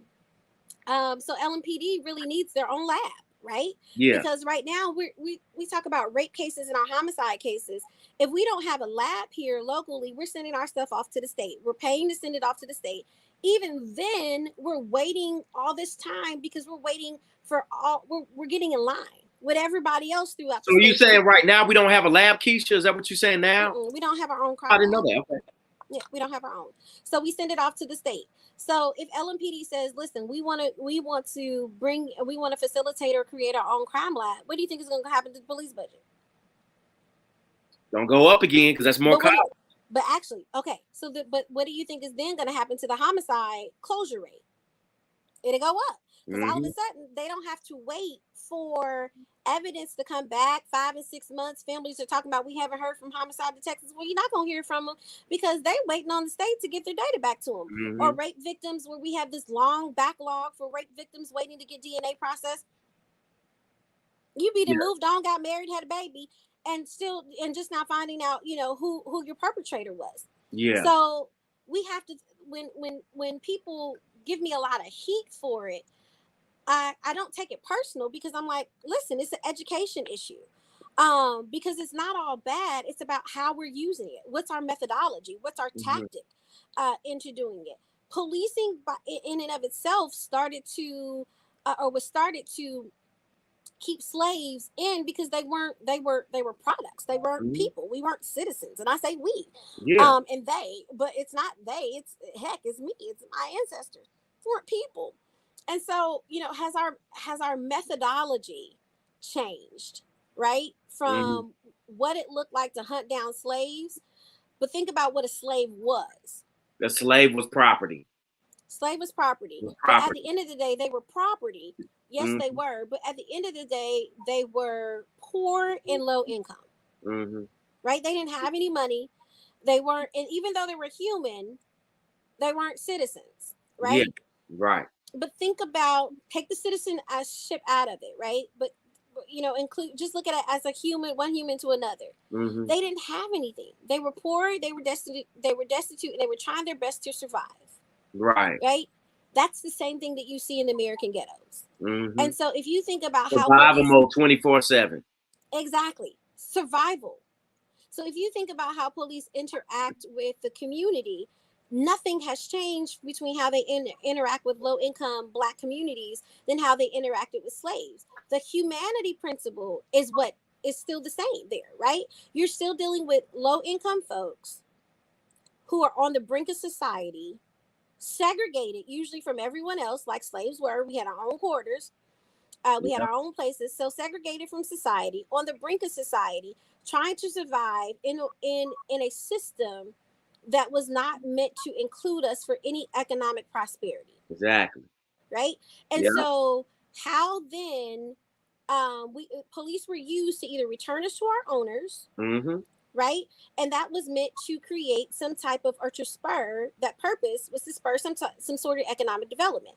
Yeah. So if you were able to escape it and to then get free, that meant that you have the ability to read, write, become educated, and spark your own economic development, essentially.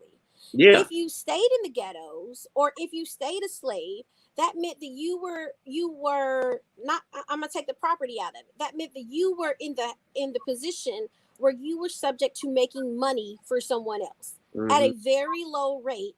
While they made a high percentage, you were making a low percentage. Yeah. Excuse me, Tony, ain't shit changed. Mm-hmm. Right? So when you look at all these big chains and companies that are paying people below or right at minimum wage, right? Yeah. But they're making millions on the top. Mm-hmm. What's changed? Nothing. That's what slavery was. If I was mistaken, the difference is y'all paid us in food and a few quarters to stay in. Now we got to find our own food and we got to find our own quarters. So instead of y'all saying, well, I'll provide for you slave quarters and food, I'll give you these little pennies on $1, right? And you provide for your own. We still live in a city that's highly segregated. What is that? Slave quarters. Mm-hmm. Or what they used to call in the South, the bottoms. Right. Right? So we still live in the West End, the bottoms. Yeah. That's where Black people had to live. Why? Because we could not afford it. So what economic development was down there? Nothing. Why? Because there was no reason to put anything down there, because we couldn't afford it in the first place. And if you put it down there and we couldn't afford it, you put it in our faces, we're gonna take it. Because there's only other way we can get it. And then you put police down there, right? Because if you couldn't afford us one way, you were going to afford us the other way. Why? Because when we became free, you figured out if you arrested us, you could then take our citizenship away, which is what we were. I know I'm going deep. Yeah, we didn't have citizenship when we started this, right? Remember, we were slaves, so we didn't have citizenship. So when you arrest us and you put us in prison, what do you take away? Your rights again. You're right. You take away all your rights again. I become everything. You return me. You become right property again. Yeah. There you go. That's why That's why I'm so passionate about this thing, because you return me right back to the bottom. You make me a slave all over again, because you've stripped me of what makes me American: my ability to vote, and my ability to earn income, and my ability to be free. Yeah. Right. And so what's happening again? Someone's making money off of me. Right? Because most of these prisons are privately owned, or even if they're not privately owned, you got all these white vendors that are supplying the sheets, the bed frames, the food, right? Who owns those companies that are supplying those contracts to the prisons? White owned companies. White owned companies. So who's still making the profit off of plantation? Those white owned corporations. It's the same old shit. People. The same. Different day. Nothing has changed, like you said. Yeah. Same old shit, a different day. And that's why I said, when we really talk about policing and we look at it on that level where we start digging into it deeply, it's like, well, wait a minute. Think about how they police slaves. They were low income. They were impoverished. They didn't have anything, and they were willing to risk it all because of survival. What are you dealing with now? The same low income, impoverished, in 24/7 survival mode, and willing to risk it all. We got a few of us that, like, am I gonna steal? Am I gonna sell drugs? What am I gonna do to escape this situation? right? So when you talk to people that are doing that, what are they saying? I'm trying to escape my situation. What were slaves trying to do? Escape their situation, right? And then we understood that even the ways of escape were illegal. Yeah. So even in the mechanisms that we could use to escape, they were illegal and could still take us away or relinquish our freedom. It's the same thing happening. The easiest ways for escape are illegal drugs, prostitution, stealing, right? These are things that people are using to either survive or escape, to make money. And they are severely illegal. And I don't mean severely illegal because people are like, oh, all drugs are illegal. Okay, well, then tell me the difference between the sentences for crack versus cocaine. Let's talk about it. Or tell me the differences between why all of a sudden weed is legal, because now people can make money off of it. Right. Because as legally, you can legally make money off of it now. Yeah. Yeah, because we found a way to tax it. Yeah. So wait, well, why was it illegal? It's illegal because we didn't know a way to tax it, not because it's so bad for us, but because wait a minute, now we found a way to tax it. Same thing with prohibition. So is it that it's same wrong? thing for alcohol, right? They don't want it that is wrong, or that we didn't find it, or that we needed a way as an American society to make money off of it. We needed a way to make money off of it. All right, so then point blank. Exactly. So when people understood that mechanism, they understood the path to freedom, and they said, listen, I can make money off of it. It may be illegal, but I can make money off of it. We live in a capitalist society. So you decide, I'm going to try to escape my impoverished situation by making money off of something.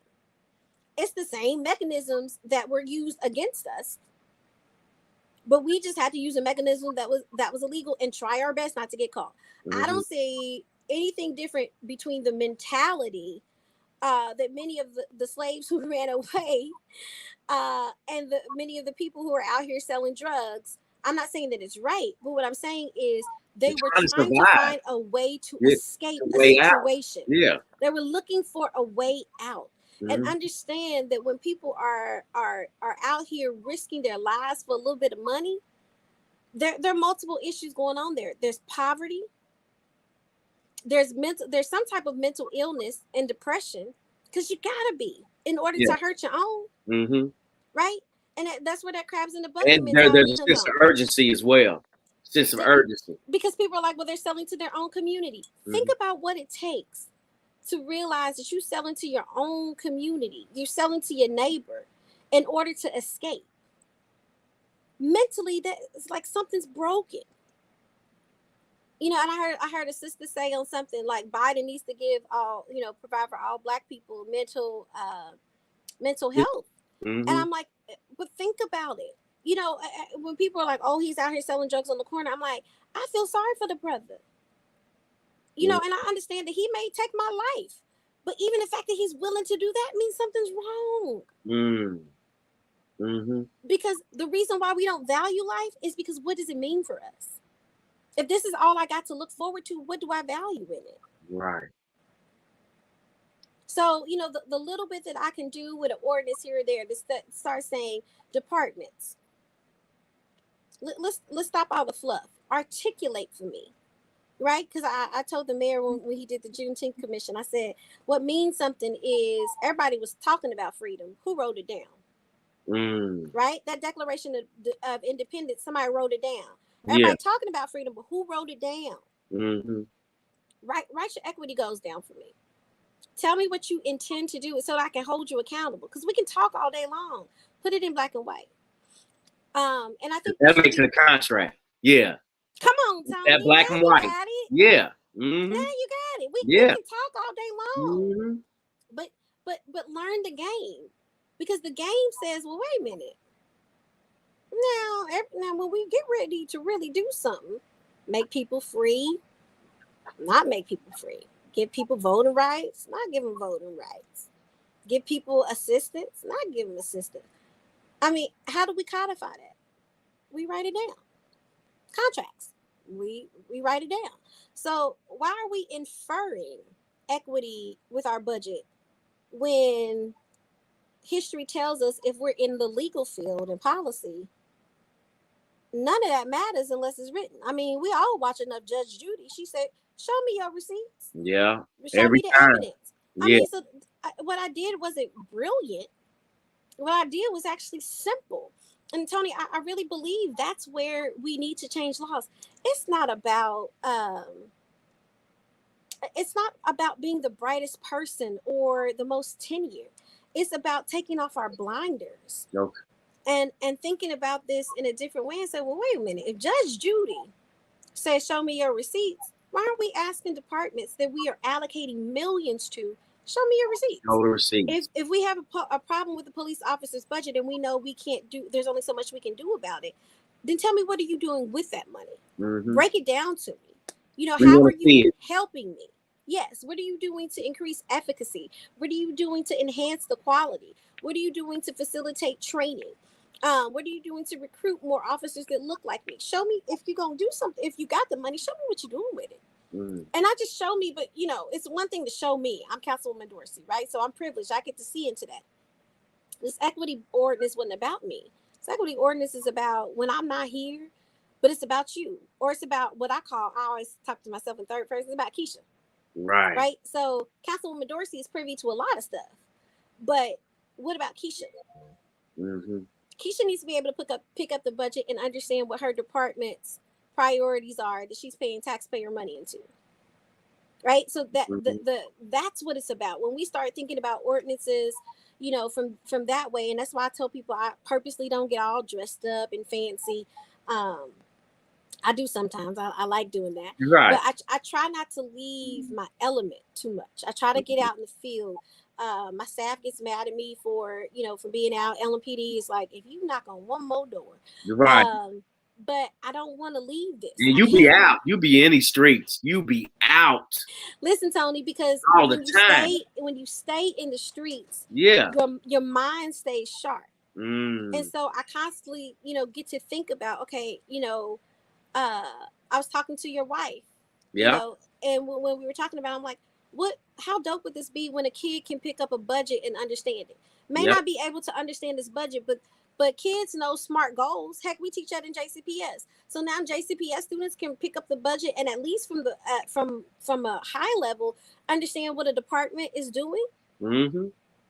It's simple. So I don't want to get so highfalutin to an extent where you forget that this job is really about making government more accessible, more accountable to the everyday person.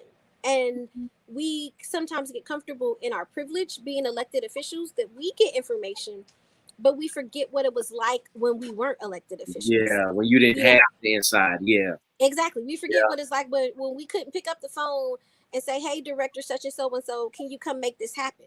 You forget what that's like. Yeah. And so you don't ever want to forget that. You want to always stay boots on the ground and say, okay, I know what this is like not to be able to have this kind of privilege.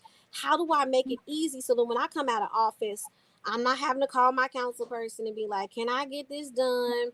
I'm waiting for them to return my phone call. If they ever return my phone call, you know what I'm saying? So how do we build a system where there's more accountability? That's what this is all about. It shouldn't matter who's in these seats. It should matter about how who is in these seats are making it easier for everyday people. That's why I tell folks it ain't my job to fix street lights and to pave roads. I'm paying somebody to do that. Yeah. It's my job to make sure or to create systems to make sure that they are doing that on a regular and keeping it in such a way where they are accountable for doing that. But it ain't my job to do that. I do it because I love it. But for so many of us, if you don't have the time to do all of it and you got to choose which one you want to do because you have a full-time job and I'm not knocking that, right? Because I'm trying to get myself. Yeah. Because you have a full-time job, you have a family, etc. When do you find time to do it? You don't. And so your first obligation is like, I got to put my people first. So you never really get to break down these huge systems that keep it in that same continual loop. So what happens? I leave office or I go to a higher office or whatever. Next person coming behind me, Tony, what are they doing? The same thing. And what's changed Because in the community? It changed, right? So how did West Louisville get to this point? Because the same thing keeps being done. There's no changes being made. That's it. No changes. That's it. No So I know we spent 2 hours talking about that, but if I yeah. And you know what? I got one more question for you. We gonna get off, all right? We gonna get off. I know that you have big plans for your life in the future. I know you do. You've told me some great ideas you have, and you gotta get that together, all right, between me and you, because I'm ready to invest for real. And you got I'm telling the world right now, you got an ingenious idea that is gonna pop. I can't wait till you do it, so I can be one of the first ones to invest, all right? But I want to know, Keisha, what do you want your legacy to be? What's important to you? What do you want your legacy to be?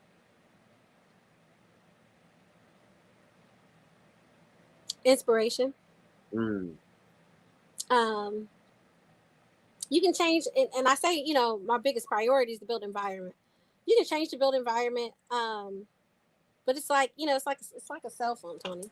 Yeah. You're gonna people. We don't Steve Jobs isn't in our memories because he created a good cell phone.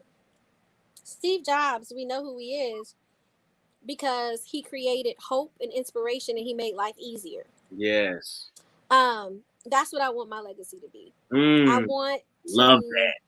leave behind, the lights are gonna age. How I leave office, the alleys are gonna get dirty again.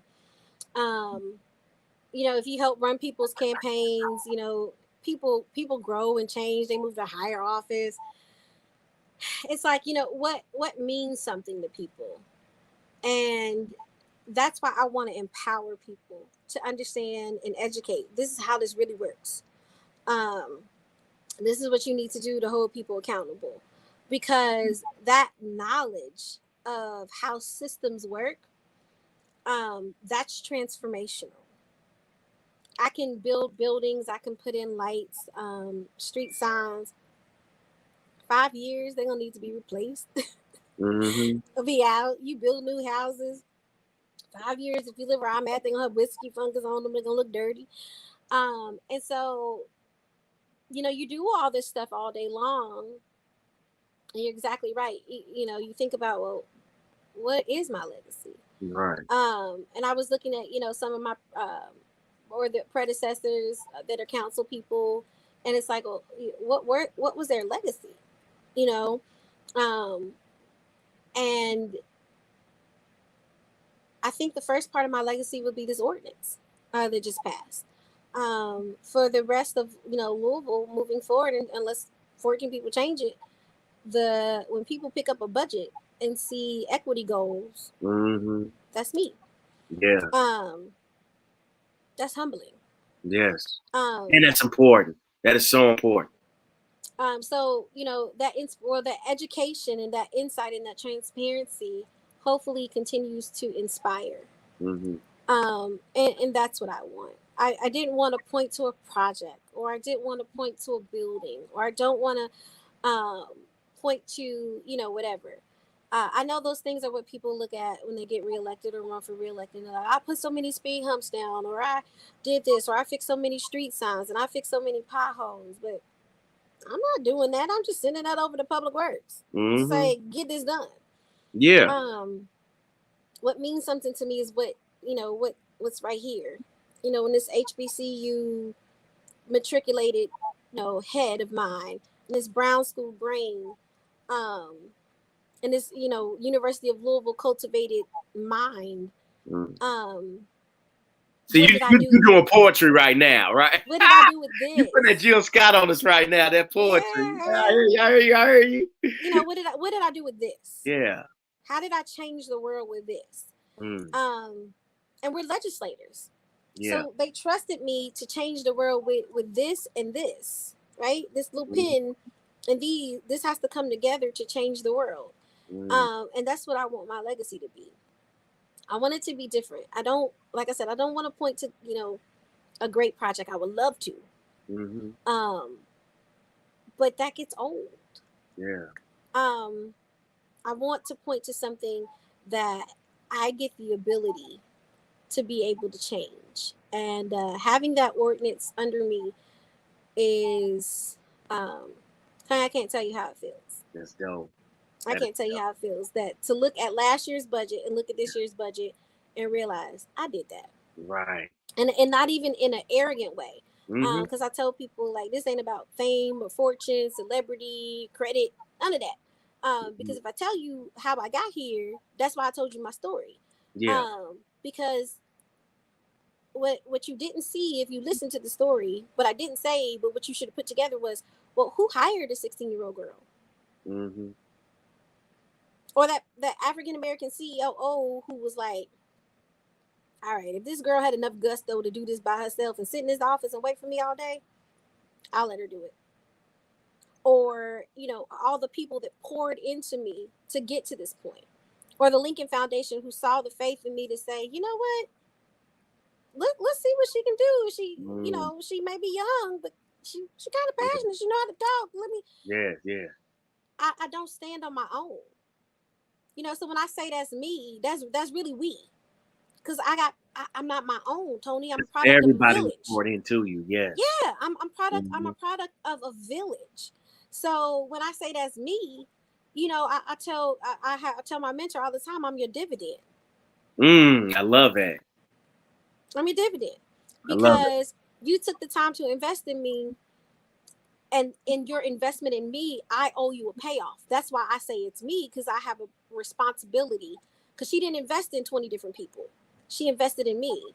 So yeah, that's me. But I know whose shoulders, not shoulder, but whose shoulders I'm standing on. So I mean, it's me, but I mean, it's like a good quarterback, right? You celebrate the quarterback, but at the end of the day, what team jersey am I wearing? So this is all Team Louisville. This is Team West. You know, my church is on 21st and Lord Magazine. Yeah. You know, like this is Team West. I grew off 38th and Bank and then moved to off of 18th and Algonquin. This is Team West. I went to Brown School. This is Team Louisville. I went to the University of Louisville. This is Team Louisville. I went to a HBCU. That's Team Black. Right? I'm a product of this environment. So, I mean, we end this on a high note? Beyonce said, I walk like this because I can back it up. Let's do it. Let's end it on a high note, all right? We're going to end it on this note, too. I want to thank you, Keisha, for all the work you're doing. I'm proud of you, okay? I'm proud of you. From the days of me, you putting makeup on my sweaty face. And on another high note, would you please? I'm thinking about doing the color purple, all right? So you can return and put some more makeup on my. Listen, so Rush texted me about it, and I said, Rush, I don't have time. Right. But if anybody has a big plug for Rush Trial, y'all. Yeah, Rush Trial. Rush Trial is Russell Theater, right? The Russell Theater. Yes. He is the main. Rush is so low key. Yes. And he really needs he really needs to have more of a presence in the city. I think, and I shouldn't say he's underrated because he's not underrated. No, I think he's undervalued. At doing what he has done. It has a lack of resources too. Like shoestring budgets. He needs so much more resources for the big ideas he has. Yes. And so, you know, if you get a chance to go out and support any of FaithWorks projects, go out and do it. And I say Rush, but really what he has the ability to do is to bring in talent, local talent, here in this city. What's Jason Claiborne's daughter? I can't remember her name. I know what you're talking about though. Baby girl, I always call her baby girl. She's playing in Moana.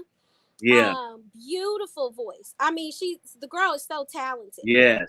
And you think about Jason, but I mean, he has a talented offspring.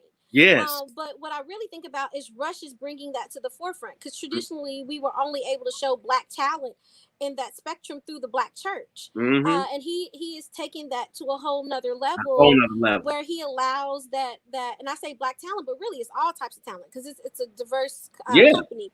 But where he allows people to show that diversity and that flexibility. And the other thing I love is most of the folks have full-time jobs. Yes. So it's not people that you would typically see at actors or other places that are full-time actors. This is talent where people either love to do it and they have it's multiple community passions, yes, or it's their passion and they just realize, listen, I got a family to feed and I can't just do this full time. So I know we just spent 5 minutes talking about Rush Trial, but in all seriousness, you guys, Color Purple, Moana, go out and support it. And support your local. That's what I'm gonna say about this. Support your local actors, actresses, production workers, sound techs. I have not seen Rush source almost anything that is not local and not diverse. It is a diverse group in color and ethnicity and age and social economic demographics. You're not going to find a more diverse Louisville Strong group. And I'm not just pumping his head up, but y'all, this is legit. I mean, you go, and he does it at a high level. You go to other places and you don't see diversity of talent. And I'm not talking just black and white. I'm talking about age. I'm talking about everything. You put a gray beard on a young person, make them look old. No, Rush is gonna go find somebody. He sure is. So you all support him on that. I wouldn't be doing my job if I didn't use my platform to support that, because it is local. Still support actors in Kentucky, the Kentucky Theater, but definitely we hear about those. That's what I'm saying. Commonwealth Theater. We hear about that, but what we don't hear about is Faith Works, and so it's my job to put my mouth on the microphone and promote that anytime. And like Tony told you. Tony's one heck of an actor, y'all. Y'all should have saw him do this Cowardly Lion. He may be on media, but bro can get down. Cause he was selling the Cowardly Lion, y'all. He got me thinking, like, how'd you get your wife if you got that Cowardly Lion in you? But that's how good he was. I got my courage. Thank you so much for that compliment. Thank you so much. I love acting. I enjoy it. Keisha, we got to have you again, all right? We got to have you on the platform again. Look, I've never spent 2 hours on an interview with somebody. So you got the record. Like, we didn't even talk about economics. Yes. Yeah, we got to come back and talk about that Hustlers Academy, right? We got to come back and talk about that. Put me out there? You feel me? I got to. We speaking all that into existence, all right? All of that. But I love you. Thank you so much for being on the platform. Anytime you need the platform to get information out, you can use it. Just thank you so much for your service. And make sure you bless yourself and you read all the comments on this feed, all right? It's important. Really? Read all these comments on this feed, all right? It's so much love for you right here. So much love. Oh, wow. I don't even see them. Yeah, you don't see them? Okay, I'm sorry. Maybe you got to. Okay, so when we get off, make sure you go back and you look at these comments, all right? Because it's so much love. You are I love y'all. Appreciate it. Thank you, Keisha. Love you. Talk to you later, all right? Give my wife some love for me, please. I sure will. Yeah, I'll tell Nari you said what's up. Thank you. Thank you. Thank you for pouring into her as well. Thank you for always supporting her. Thank you. Thank you. See you, Keish. All right, y'all. That was our friend, Councilwoman Keisha Dorsey, District 3. Just brilliant. She is just brilliant. Okay, so we about to wrap this up. Okay. Don't forget tomorrow, okay? Don't forget tomorrow we have Rich Girls Podcast tomorrow at 7 p.m. Tune in for Jasmine. Also don't forget on Thursdays we have the Dr. Bay and Nurse Bay show. They're gonna give y'all a very special follow-up to Valentine's Day show, all right? And just thank you for supporting all of our shows on Wave FM. Again, I want to thank Dave Christopher and the RTBI that's taking this platform and other Black businesses to the next level, which is so important. And I just want to thank everybody for watching. Be blessed. Stay warm. Make sure you check on the elderly ones. Check on the home. If you can donate some time to the homeless, please do that. Reach out to Stacia Bussey because she is looking for volunteers to go down to the church to help the homeless that they are housing there while it's cold outside. So if inbox her, try to get in touch with her, but she needs volunteers, especially for the nighttime. All right. But we want to make sure that we take care of our own, y'all. That's very important. Even I'm going to try to get out of here and try to donate some of my time to the church to make sure that we take care of our homeless population here in Louisville. All right. It's Very important. But thank you all once again. Thank my special guest, Councilwoman Keisha Dorsey. Also, I want to say peace and love to everybody. And just remember, like we always say on Real Talk with T-Made, what is your legacy? And always lead with your heart, but please protect your spirit. We'll see you next time tomorrow. It's the Real Wave FM. You know what I'm saying? We'll check out our latest. Your boy T-Made signing out. Let's go. Hey, this is JD with Wave FM. We are the new wave.